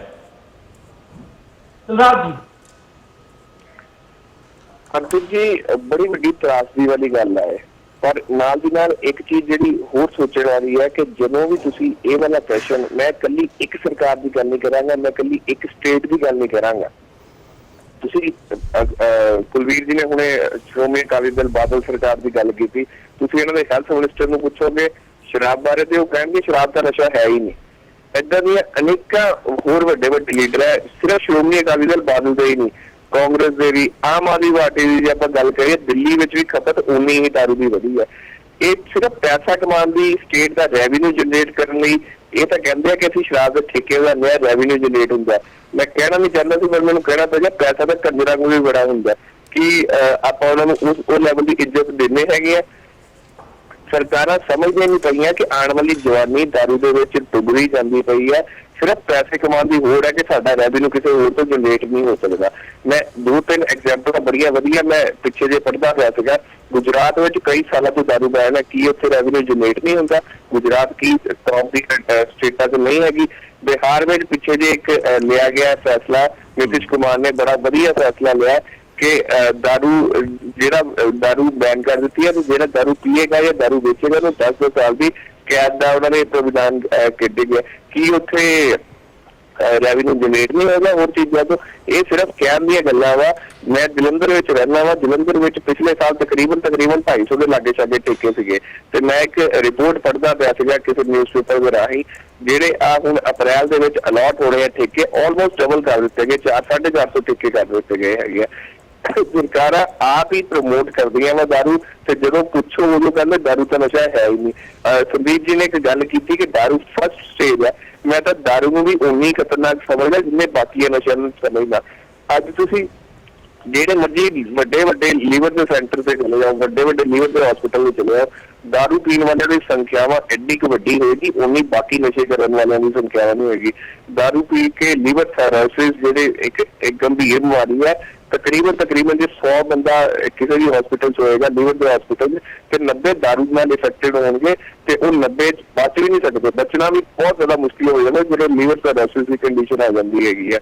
ਤੇ ਮੈਂ ਇਹੀ ਕਹਾਂਗਾ ਕਿ ਸਰਕਾਰਾਂ ਬਹੁਤ ਜ਼ਿਆਦਾ ਸਾਨੂੰ ਪਾਗਲ ਬਣਾਉਂਦੀਆਂ ਹੈਗੀਆਂ ਰੈਵਨਿਊ ਦੇ ਨਾਮ ਤੇ, ਪੰਜਾਬ ਦੀ ਤਰੱਕੀ ਦੇ ਨਾਮ ਤੇ। ਏਦਾਂ ਦੀ ਤਰੱਕੀ ਮੈਂ ਨਹੀਂ ਸਮਝਦਾ ਕਿ ਕੋਈ ਵੀ ਬੰਦਾ ਚਾਹੁੰਦਾ ਹੋਵੇਗਾ ਕਿ ਜਵਾਨੀ ਬਰਬਾਦ ਹੋ ਜਾਏ ਤੇ ਪੰਜਾਬ ਪੈਸੇ ਕਮਾ ਕੇ ਤਰੱਕੀ ਕਰ ਸਕੇ। ਜੀ ਦੇਖੋ ਹਰਪ੍ਰੀਤ ਜੀ, ਇੱਕ ਗੱਲ ਤੇ ਬਹੁਤ ਕਲੀਅਰ ਹੈਗੀ ਕਿ ਸ਼ਰਾਬ ਨੂੰ ਦੂਸਰੇ ਨਸ਼ਿਆਂ ਦੇ ਮੁਕਾਬਲੇ ਜਨਤਕ ਤੌਰ ਤੇ ਇਸਤੇਮਾਲ ਹੋਣ ਵਾਲੇ ਨਸ਼ੇ ਦੇ ਤੌਰ ਤੇ ਅਸੀਂ ਵੇਖਦੇ ਹਾਂ। ਤੇ ਸਾਡੇ ਕਲਚਰ ਦੇ ਵਿੱਚ ਜਿਸ ਤਰੀਕੇ ਦੇ ਨਾਲ ਇਹਨੂੰ ਇੱਕ ਮਾਨਤਾ ਪ੍ਰਾਪਤ ਹੋਈ ਹੈ, ਸਭ ਤੋਂ ਵੱਡਾ ਸਾਡੇ ਲਈ ਫਿਕਰਮੰਦੀ ਵਾਲੀ ਗੱਲ ਇਹ ਹੋਣੀ ਚਾਹੀਦੀ ਹੈ। ਦੂਸਰੀ ਗੱਲ ਮੈਂ ਕੁਲਬੀਰ ਜੀ ਨੇ ਕੀਤੀ ਸੀ, ਥੋੜਾ ਜਿਹਾ ਉਹਨੂੰ ਮੈਂ ਦਰੁਸਤ ਕਰ ਦੇਵਾਂ। ਚੰਡੀਗੜ੍ਹ ਦੇ ਵਿੱਚ ਪਹਿਲਾਂ ਜਿਹੜੇ ਬਣਾ ਕੇ ਕੱਚੇ ਠੇਕੇ ਸ਼ੁਰੂ ਕਰ ਦਿੱਤੇ ਗਏ ਸੀ, ਲਗਭਗ ਹਰ ਸੈਕਟਰਾਂ ਦੀਆਂ ਨੁੱਕਰਾਂ ਦੇ ਉੱਤੇ, ਚੰਡੀਗੜ੍ਹ ਤੇ ਮੋਹਾਲੀ ਦੇ ਬਾਰਡਰਾਂ ਦੇ ਉੱਤੇ ਦੋਨੋਂ ਪਾਸੇ ਠੇਕੇ ਸੀ, ਇੱਕ ਸਸਤੇ ਵਾਲਾ ਮੁਕਾਬਲਤਨ ਤੇ ਇੱਕ ਮਹਿੰਗੇ ਵਾਲਾ। ਚੰਡੀਗੜ੍ਹ ਪ੍ਰਸ਼ਾਸਨ ਨੇ ਕੋਈ ਸਾਲ ਇੱਕ ਪਹਿਲਾਂ ਇਹ ਫੈਸਲਾ ਕਰ ਦਿੱਤਾ ਸੀ ਕਿ ਜਦੋਂ ਚੰਡੀਗੜ੍ਹ ਡਿਜ਼ਾਈਨ ਕੀਤਾ ਗਿਆ, ਜਿਹੜੀਆਂ ਰੀਅਲ ਦੁਕਾਨਾਂ ਲਿਕਰ ਲਈ, ਬੀਅਰ ਲਈ ਤੈਅ ਕੀਤੀਆਂ ਗਈਆਂ ਸੀ, ਉਹਨਾਂ ਤੋਂ ਬਿਨਾਂ ਹੁਣ ਦਾਰੂ ਕਿਤੇ ਵੀ ਨਹੀਂ ਵੇਚੀ ਜਾਏਗੀ। ਹੁਣ ਦਾਰੂ ਦੇ ਠੇਕਿਆਂ ਦੀ ਗਿਣਤੀ ਘਟ ਗਈ ਹੈ। ਉਹ ਗਿਣਤੀ ਘਟਣ ਦੇ ਨਾਲ ਵਿਕਰੀ 'ਚ ਕਿੰਨਾ ਫਰਕ ਪਿਆ ਇਹਦੇ ਬਾਰੇ ਤਾਂ ਮੈਂ ਕੋਈ ਸਪਸ਼ਟ ਅੰਕੜੇ ਨਹੀਂ ਦੇ ਸਕਦਾ, ਪਰ ਇੰਨਾ ਜ਼ਰੂਰ ਚੰਡੀਗੜ੍ਹ ਪ੍ਰਸ਼ਾਸਨ ਨੇ ਕਰ ਦਿੱਤਾ ਕਿ ਥਾਂ ਥਾਂ ਦੇ ਉੱਤੇ ਜਿਹੜੇ ਨਵੇਂ ਹਾਤੇ ਖੁੱਲ੍ਹ ਗਏ ਸੀ ਮੋਹਾਲੀ ਦੇ ਬਾਰਡਰ ਦੇ ਉੱਤੇ, ਉਹ ਲਗਭਗ ਚੰਡੀਗੜ੍ਹ ਪ੍ਰਸ਼ਾਸਨ ਵੱਲੋਂ ਖਤਮ ਕਰ ਦਿੱਤੇ ਗਏ। ਤੇ ਪੰਜਾਬ ਸਰਕਾਰ ਨੇ ਵੀ ਬੜੇ ਸਾਲ ਪਹਿਲਾਂ ਇੰਨਾ ਜ਼ਰੂਰ ਕੀਤਾ ਕਿ ਠੇਕੇ ਹਾਤੇ ਜਿਹੜੇ ਜਾਂ ਠੇਕੇ ਨੂੰ ਸੜਕਾਂ ਤੋਂ ਦੂਰ ਚਲੇ ਜਾਣ, ਪਰ ਵਿਕਰੀ ਘਟ ਜਾਵੇ। ਪੰਜਾਬ ਸਰਕਾਰ ਨੇ ਇਸ ਗੱਲ ਬਾਰੇ ਸਦਾ ਹੀ ਉਹਨੂੰ ਫਿਕਰ ਹੀ ਰਿਹਾ ਕਿ ਵਿਕਰੀ ਨਹੀਂ ਘਟਣੀ ਚਾਹੀਦੀ। ਕਿ ਥੋੜੇ ਚਿਰ ਪਹਿਲੇ ਹਾਈ ਕੋਰਟ ਦਾ ਵੀ ਪੰਜਾਬ ਸਰਕਾਰ ਨੂੰ ਇੱਕ ਆਦੇਸ਼ ਆਇਆ ਸੀ, ਜਿਹਦੇ ਵਿੱਚ ਹਾਈ ਕੋਰਟ ਨੇ ਹਾਈਵੇਜ਼ ਤੋਂ ਦੂਰ ਫ੍ਰੀਵੇਜ਼ ਤੋਂ ਸ਼ਰਾਬ ਦੇ ਠੇਕੇ ਚੱਕਣ ਦੀ ਗੱਲ ਕੀਤੀ ਸੀ। ਥੋੜਾ ਜਿਹਾ ਮੈਂ ਤੁਹਾਨੂੰ ਇੱਥੇ ਡੇਟਾ ਵੀ ਸ਼ੇਅਰ ਕਰਨਾ ਚਾਹੂੰਗਾ। ਜੇ 2006 ਤੇ 7 ਦੀ ਗੱਲ ਕਰੀਏ ਤੇ ਪੰਜਾਬ ਗਵਰਨਮੈਂਟ ਨੂੰ 1363 ਕਰੋੜ ਦਾ ਸ਼ਰਾਬ ਤੋਂ ਟੈਕਸ 'ਚ ਫਾਇਦਾ ਹੁੰਦਾ ਸੀ। 2006 ਤੇ 7 ਦੀ ਗੱਲ ਕਰੀਏ 1363 ਕਰੋੜ ਦਾ ਪੰਜਾਬ ਗਵਰਨਮੈਂਟ ਸ਼ਰਾਬ ਤੋਂ ਟੈਕਸ 'ਚ ਪੈਸੇ ਬਣਾਉਂਦੀ ਸੀ। ਜੇ ਇਹੀ 2015 ਤੇ 2016 ਦੀ ਗੱਲ ਕਰੀਏ ਤੇ ਇਹ ਅਮਾਉਂਟ, ਇਹ ਟੈਕਸ ਦਾ ਅਮਾਉਂਟ, ਸ਼ਰਾਬ ਤੋਂ ਜੋ ਟੈਕਸ ਦਾ ਅਮਾਉਂਟ ਪੰਜਾਬ ਗਵਰਨਮੈਂਟ ਕਲੈਕਟ ਕਰਦੀ ਆ, ਇਹ 3057 ਕਰੋੜ ਆ। 3057 ਲਗਭਗ ਤੁਸੀਂ ਕਹਿ ਸਕਦੇ ਹੋ 3 ਗੁਣਾ ਦੇ ਕੋਲ ਜਾਂ 2.8 ਟਾਈਮਸ ਵੱਧ ਗਿਆ ਵਾ। ਜੇ ਪੰਜਾਬ ਠੇਕਿਆਂ ਦੀ ਗੱਲ ਕਰੀਏ 7100 ਠੇਕੇ, ਉਹਦੇ ਨਾਲ ਹੀ 2529 ਲਗਭਗ 2500 ਇੰਗਲਿਸ਼ ਸ਼ਰਾਬ ਦੇ ਠੇਕੇ ਹੁੰਦੇ ਸੀ, ਜੋ ਕਿ ਹੁਣ ਵੱਧ ਕੇ 10000 ਤੇ 3500 ਠੇਕੇ ਹੋ ਗਏ ਨੇ। ਪਰ ਇੱਥੇ ਮੈਂ ਸਾਰੇ ਪੈਨਲਿਸਟ ਨੂੰ ਇਹ ਪੁੱਛਣਾ ਚਾਹੂੰਗਾ ਕਿ ਇਹ 'ਚ ਸਿਰਫ ਪੰਜਾਬ ਸਰਕਾਰ ਦੀ ਗਲਤੀ ਆ, ਕਿ ਸਿਰਫ ਪੰਜਾਬ ਸਰਕਾਰ ਦੀ ਗਲਤੀ ਕੱਢਣੀ ਚਾਹੀਦੀ ਆ, ਜਾਂ ਇਹਦੇ ਵਿੱਚ ਕੋਈ ਹੋਰ ਵੀ ਫੈਕਟਰਸ ਨੇ ਜੋ ਕਿ ਨਾਲ ਹੀ ਪੂਰੇ ਬਰਾਬਰ ਦੇ ਜ਼ਿੰਮੇਵਾਰ ਨੇ? ਹਰਪ੍ਰੀਤ ਜੀ, ਗਲਤੀ ਤੇ ਦੇਖੋ ਜੀ, ਜੇ ਆਪਾਂ ਕਿਸੇ ਦੀ ਜ਼ਿੰਮੇਵਾਰੀ ਦੀ ਗੱਲ ਕਰਾਂਗੇ ਤਾਂ ਉਹ ਸਰਕਾਰ ਦੀ ਸਭ ਤੋਂ ਪਹਿਲਾਂ ਆ ਜਾਂਦੀ ਆ। ਹਾਲਾਂਕਿ ਜਿਹੜੇ ਪੰਜਾਬ ਦੇ ਲੋਕ ਹੈਗੇ ਨੇ ਉਹ ਵੀ ਉਨੇ ਹੀ ਜ਼ਿੰਮੇਵਾਰ ਨੇ ਇਸ ਦੀ, ਕਿਉਂਕਿ ਪੀਂਦੇ ਤੇ ਪੰਜਾਬ ਦੇ ਲੋਕ ਹੀ ਨੇ। ਅਲਟੀਮੇਟਲੀ ਕੰਜ਼ੰਪਸ਼ਨ ਤਾਂ ਜਿਹੜੀ ਹੈਗੀ ਆ ਪੰਜਾਬ ਦੇ ਲੋਕਾਂ ਵਿੱਚੋਂ ਹੀ ਆ ਰਹੀ ਆ। ਉਹਦੇ ਕਈ ਕਾਰਨ ਹੈਗੇ ਨੇ, ਮੈਂ ਉਹਨਾਂ ਨੂੰ ਵੀ ਪੂਰੀ ਤਰੀਕੇ ਨਾਲ ਦੋਸ਼ੀ ਨਹੀਂ ਮੰਨਦਾ। ਇਹ ਗੱਲ ਜ਼ਰੂਰ ਹੈਗੀ ਆ ਕਿ ਹੁਣ ਸ਼ਰਾਬ ਇੱਕ ਚਲਨ ਬਣ ਗਿਆ, ਉੱਥੇ ਇੱਕ ਦਿਖਾਵਾ ਬਣ ਗਿਆ, ਇੱਕ ਆਪਣਾ ਸਟੇਟਸ ਸਿੰਬਲ ਵੀ ਬਣ ਗਿਆ। ਪਰ ਉਹਦੇ ਨਾਲ ਆਪਾਂ ਇਹ ਵੀ ਦੇਖੀਏ ਕਿ ਜਿਹੜੀ ਪੰਜਾਬ ਦੇ ਲੋਕਾਂ ਦੇ ਵਿੱਚ ਇੱਕ ਨਿਰਾਸ਼ਾ ਜਿਹੜੀ ਵਧੀ ਹੈਗੀ ਆ, ਇੱਕ ਜਿਹੜੀ ਲੋਕਾਂ ਦੇ ਵਿੱਚ ਦੁੱਖ ਵਧਿਆ ਹੈਗਾ, ਇੱਕ ਜਿਹੜਾ ਉੱਥੇ ਕਰਜ਼ੇ ਦੀ ਮਾਰ ਪੈ ਰਹੀ ਹੈਗੀ ਆ, ਜਿਹੜੀਆਂ ਇਸ ਤਰ੍ਹਾਂ ਦੀਆਂ ਜਿਹੜੀਆਂ ਤਕਲੀਫਾਂ ਵੀ ਹੈਗੀਆਂ, ਉਹ ਵੀ ਜਿਹੜੀਆਂ ਹੈਗੀਆਂ ਇਹੋ ਜਿਹੀ ਚੀਜ਼ਾਂ ਨੂੰ ਬੜਾਵਾ ਦਿੰਦੀਆਂ। ਕਿਉਂਕਿ ਜਦੋਂ ਲੋਕ ਪਰੇਸ਼ਾਨ ਹੁੰਦੇ ਆ ਤੇ ਜੇ ਉਹ ਆਪ ਨਹੀਂ ਪੀਣਾ ਚਾਹੁੰਦੇ ਤਾਂ ਉਹਨਾਂ ਨੂੰ ਐਡਵਾਈਸ ਕਰ ਦਿੱਤਾ ਜਾਂਦਾ ਕਿ ਯਾਰ ਤੂੰ ਪੈਗ ਲਾ ਲਾ। ਪੰਜਾਬ ਦੇ ਵਿੱਚ ਇਹ ਗੱਲ ਆਮ ਹੈਗੀ ਆ, ਯਾਰ ਤੂੰ ਤੰਗ ਕਰ ਤੇ ਹੁਣ ਨਾ 2 ਪੈਗ ਲਾ ਲਾ। ਆ ਜਿਹੜੇ 2 ਪੈਗ ਹੈਗੇ ਨੇ, ਅੱਜ ਅਸੀਂ ਕਹਿ ਸਕਦੇ ਹਾਂ ਕਿ 35000 ਕਰੋੜ ਦੀ ਨੰਬਰ ਤੱਕ ਜਿਹੜੇ ਹੈਗੇ ਆ ਉਹ ਪਹੁੰਚ ਚੁੱਕੇ ਆ ਜੀ, 2 ਪੈਗ ਜਿਹੜੇ ਹੈਗੇ ਆ। ਤੇ ਜੇ ਆਪਾਂ ਦੋਸ਼ੀ ਮੰਨਣਾ ਹੋਵੇ ਤਾਂ ਮੈਂ ਸਭ ਤੋਂ ਵੱਡੀ ਸਰਕਾਰ ਨੂੰ ਮੰਨੂਗਾ, ਕਿਉਂਕਿ ਜੇ ਸਰਕਾਰ ਨੂੰ ਜੇ ਪਤਾ ਲੱਗ ਗਿਆ ਸੀਗਾ ਕਿ ਪੰਜਾਬ ਦੇ ਹਾਲਾਤ ਇੱਧਰ ਨੂੰ ਜਾ ਰਹੇ ਨੇ ਤਾਂ ਸਰਕਾਰ ਨੇ ਰੋਕਣ ਦੀ ਬਜਾਏ, ਸ਼ਰਾਬ ਨੂੰ ਘਟਾਉਣ ਦੀ ਬਜਾਏ ਜਾਂ ਸ਼ਰਾਬ ਦੇ ਉੱਪਰ ਕੋਈ ਲਿਮਿਟ ਕਰਨ ਦੀ ਬਜਾਏ, ਜਾਂ ਕੋਈ ਬੰਬੇ, ਮੈਂ ਮਹਾਰਾਸ਼ਟਰ ਵਿੱਚ ਦੇਖਿਆ ਹੋਇਆ, ਉੱਥੇ ਲਾਇਸੈਂਸ ਹੈਗਾ, ਤੁਹਾਨੂੰ ਲਾਇਸੈਂਸ ਲੈਣਾ ਪੈਂਦਾ, 2 ਬੋਤਲਾਂ ਤੋਂ ਜ਼ਿਆਦਾ ਕੈਰੀ ਨਹੀਂ ਕਰ ਸਕਦੇ, 1 ਬੋਤਲ ਤੋਂ ਜ਼ਿਆਦਾ ਕੈਰੀ ਨਹੀਂ ਕਰ ਸਕਦੇ। ਇਸ ਤਰ੍ਹਾਂ ਦੀਆਂ ਸਕੀਮਾਂ ਬਣਾਉਣ ਦੀ ਬਜਾਏ ਸਰਕਾਰ ਨੇ ਜਿਹੜੇ ਠੇਕੇ ਹੈਗੇ ਉਹ ਵਧਾਉਣੇ ਸ਼ੁਰੂ ਕਰ ਦਿੱਤੇ। ਜਿਹੜੀ ਹੁਣੇ ਤੁਸੀਂ ਗੱਲ ਕੀਤੀ ਹੈ ਕਿ 7100 ਤੋਂ ਲੈ ਕੇ 10000 ਜਿਹੜਾ ਠੇਕਾ ਬਣਿਆ, ਇਹ ਕਿਹੜੇ ਸਮੇਂ ਦੌਰਾਨ ਬਣਿਆ? ਇਹ ਪਿਛਲੇ 10 ਸਾਲਾਂ ਦੇ ਦੌਰਾਨ ਬਣਿਆ। ਔਰ ਪਿਛਲੇ 10 ਸਾਲਾਂ ਤੋਂ ਪੰਜਾਬ 'ਚ ਰਾਜ ਕੌਣ ਕਰ ਰਿਹਾ? 9-10 ਸਾਲਾਂ ਤੋਂ ਅਕਾਲੀ ਦਲ ਬੀਜੇਪੀ ਸਰਕਾਰ। ਇੱਥੋਂ ਇਹ ਗੱਲ ਤਾਂ ਸਪਸ਼ਟ ਹੁੰਦੀ ਹੈ। ਜੋ ਕੁਐਸਚਨ ਸੀ ਮੇਰਾ ਕੁਲਵੀਰ ਜੀ ਕਿ ਜੇ ਕੋਈ ਹੋਰ ਸਰਕਾਰ ਹੁੰਦੀ ਤੇ ਤੁਹਾਨੂੰ ਲੱਗਦਾ ਕਿ ਇਹ ਵਾਅਦਾ ਨਹੀਂ ਹੁੰਦਾ ਜਾਂ ਹੋ ਸਕਦਾ ਜੇ ਬਿਲਕੁਲ ਜੇ ਬੀਜੇਪੀ ਸਰਕਾਰ ਗੁਜਰਾਤ ਦੇ ਵਿੱਚ ਇਹ ਗੱਲ ਦਾ ਫੈਸਲਾ ਅੱਜ ਤੋਂ ਕਈ ਸਾਲ ਪਹਿਲਾਂ ਜਦੋਂ ਮੋਦੀ ਉੱਥੇ ਮੁੱਖ ਮੰਤਰੀ ਹੁੰਦੇ ਸੀ ਉਸ ਤੋਂ ਪਹਿਲਾਂ ਉਦੋਂ ਦੀ ਉਹ ਲੈ ਸਕਦੇ ਨੇ ਕਿ ਗੁਜਰਾਤ ਜਿਹੜੀ ਹੈਗੀ ਡਰਾਈ ਸਟੇਟ ਅਸੀਂ ਕਰਨੀ ਹੈਗੀ ਆ, ਔਰ ਉਹ ਹੁਣ ਤੱਕ ਡਰਾਈ ਸਟੇਟ ਹੈਗੀ ਆ, ਜੇ ਉਹਨੂੰ ਬਣਾ ਸਕਦੇ ਨੇ ਤਾਂ ਪੰਜਾਬ ਸਰਕਾਰ ਇਹ ਫੈਸਲਾ ਕਿਉਂ ਨਹੀਂ ਲੈ ਸਕਦੀ ਸੀ? ਕੀ ਪੰਜਾਬ ਸਰਕਾਰ ਦੇ 3000 ਕਰੋੜ ਦੇ ਰੈਵਨਿਊ ਦੇ ਨਾਲ ਪੰਜਾਬ ਸਰਕਾਰ ਦਾ 1,50,000 ਕਰੋੜ ਦਾ ਕਰਜ਼ਾ ਉਤਰ ਜੂ? ਬਿਲਕੁਲ ਫਰਕ ਨਹੀਂ ਪੈਣਾ। 3000 ਕਰੋੜ ਰੁਪਏ ਕੁਝ ਵੀ ਨਹੀਂ ਹੈਗਾ। ਕੁਲਵੀਰ ਜੀ ਡਰਾਈ ਸਟੇਟ ਦਾ ਐਕਸਪੈਰੀਮੈਂਟ ਤੇ ਹਰਿਆਣੇ ਨੇ ਵੀ ਕੀਤਾ ਸੀ, ਤੁਹਾਨੂੰ ਚੇਤਾ ਹੋਵੇ ਤੇ ਬੰਸੀ ਲਾਲ ਗਵਰਨਮੈਂਟ ਨੇ ਸ਼ਰਾਬ ਬੰਦ ਕੀਤੀ ਸੀ, ਜਦਕਿ ਹਰਿਆਣੇ ਦੀ ਪ੍ਰਸਥਿਤੀਆਂ ਵਿਗੜ ਗਈਆਂ ਸੀ। ਈਵਨ ਕਿ ਜੋ ਉੱਥੋਂ ਦੇ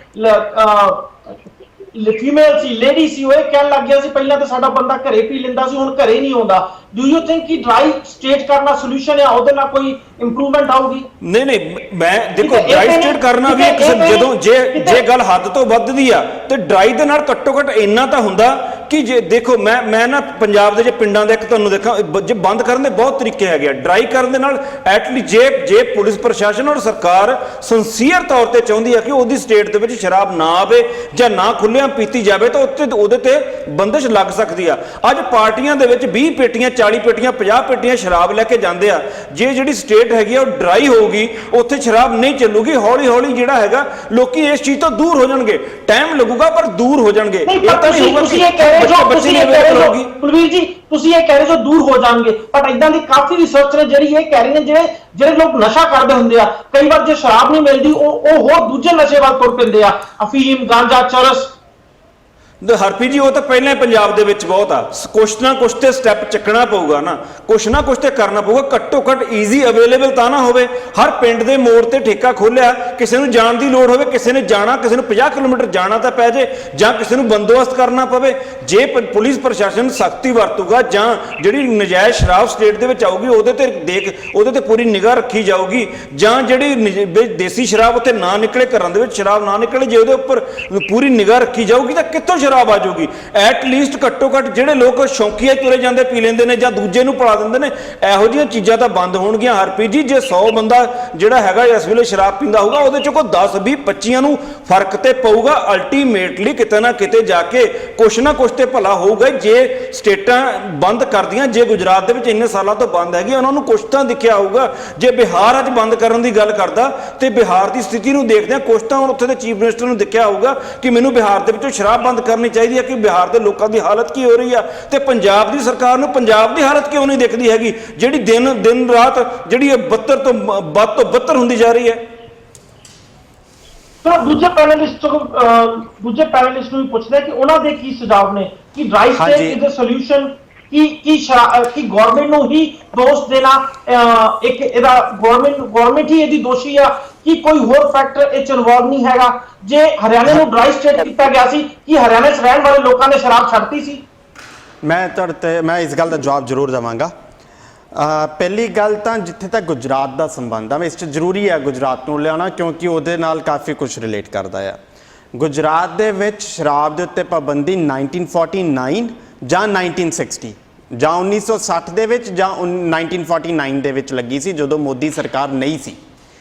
ਇਹ ਸਿਰਫ ਤੇ ਸਿਰਫ ਮਹਾਤਮਾ ਗਾਂਧੀ ਨੂੰ ਆਈਡਲ ਮੰਨਦੇ ਹੋਏ ਉਹਨਾਂ ਨੇ ਗੁਜਰਾਤ ਦੇ ਵਿੱਚ ਪਾਬੰਦੀ ਲਾਈ ਸੀ। ਮੇਰਾ ਖਿਆਲ ਹੈ ਕਿ ਜਦੋਂ ਸ਼ੁਰੂ ਦੇ ਗੁਜਰਾਤ 'ਚ ਪਾਬੰਦੀ ਲੱਗੀ ਉਦੋਂ ਸ਼ਾਇਦ ਮਹਾਰਾਸ਼ਟਰ 'ਚ ਵੀ ਲੱਗੀ ਆ, ਪਰ ਮੈਂ ਉਹਦੇ ਬਾਰੇ ਸ਼ੋਰ ਨਹੀਂ ਹੈਗਾ। ਪਰ ਗੁਜਰਾਤ ਦੀ ਪਾਬੰਦੀ ਦੇ ਉੱਤੇ ਮੈਂ ਸ਼ੋਰ ਹੈਗਾ ਆ।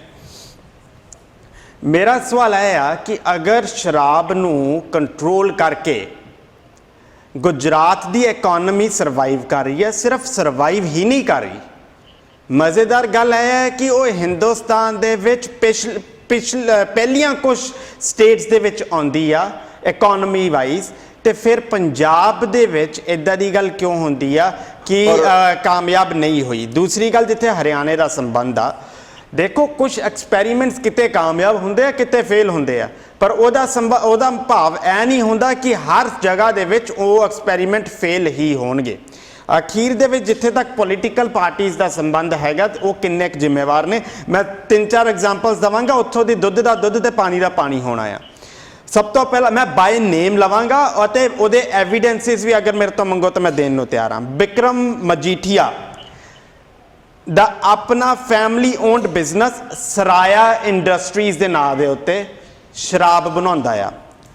ਸ਼ਿਵ ਲਾਲ ਡੋਡਾ ਅਕਾਲੀ ਦਲ ਦਾ ਅਬੋਹਰ ਤੋਂ ਲੀਡਰ ਗੰਗਾ ਵਾਈਨਸ ਨਾਮ ਦੀ ਕੰਪਨੀ ਦੇ ਵਿੱਚ ਸ਼ਰਾਬ ਬਣਾਉਂਦਾ ਆ। ਅਕਾਲੀ ਦਲ ਐਮਐਲਏ ਫਰੀਦਕੋਟ ਤੋਂ ਦੀਪ ਮਲਹੋਤਰਾ ਓਏਸਿਸ ਗਰੁੱਪ ਦੇ ਵਿੱਚ ਸ਼ਰਾਬ ਬਣਦੀ ਆ। Congress MLA Samrala Amrik Singh Dhillon, Akali Dal leader Jagdish Singh Garcha, Congress MLA Mohali ਜਿਹਨੂੰ ਸਾਹਿਬਜ਼ਾਦਾ ਅਜੀਤ ਸਿੰਘ ਨਗਰ ਦੇ ਨਾਮ ਜਾਣਿਆ ਜਾਂਦਾ ਆ, ਮਹਾਤਮਾ ਗਾਂਧੀ ਦੇ ਕਰਕੇ ਡਰਾਈ ਸਟੇਟ ਸਾਹਿਬਜ਼ਾਦਾ ਅਜੀਤ ਸਿੰਘ ਨਗਰ ਦੇ ਵਿੱਚ ਬਣਿਆ ਹੋਇਆ ਐਮਐਲਏ ਸ਼ਰਾਬ ਦਾ ਵਪਾਰੀ ਬਲਬੀਰ ਸਿੰਘ ਸਿੱਧੂ। ਇਹ ਕਈ ਉਦਾਹਰਨਾਂ ਨੇ। ਸੋ ਹੁਣ ਅਗਲੀ ਗੱਲ ਤੇ ਆਵਾਂ।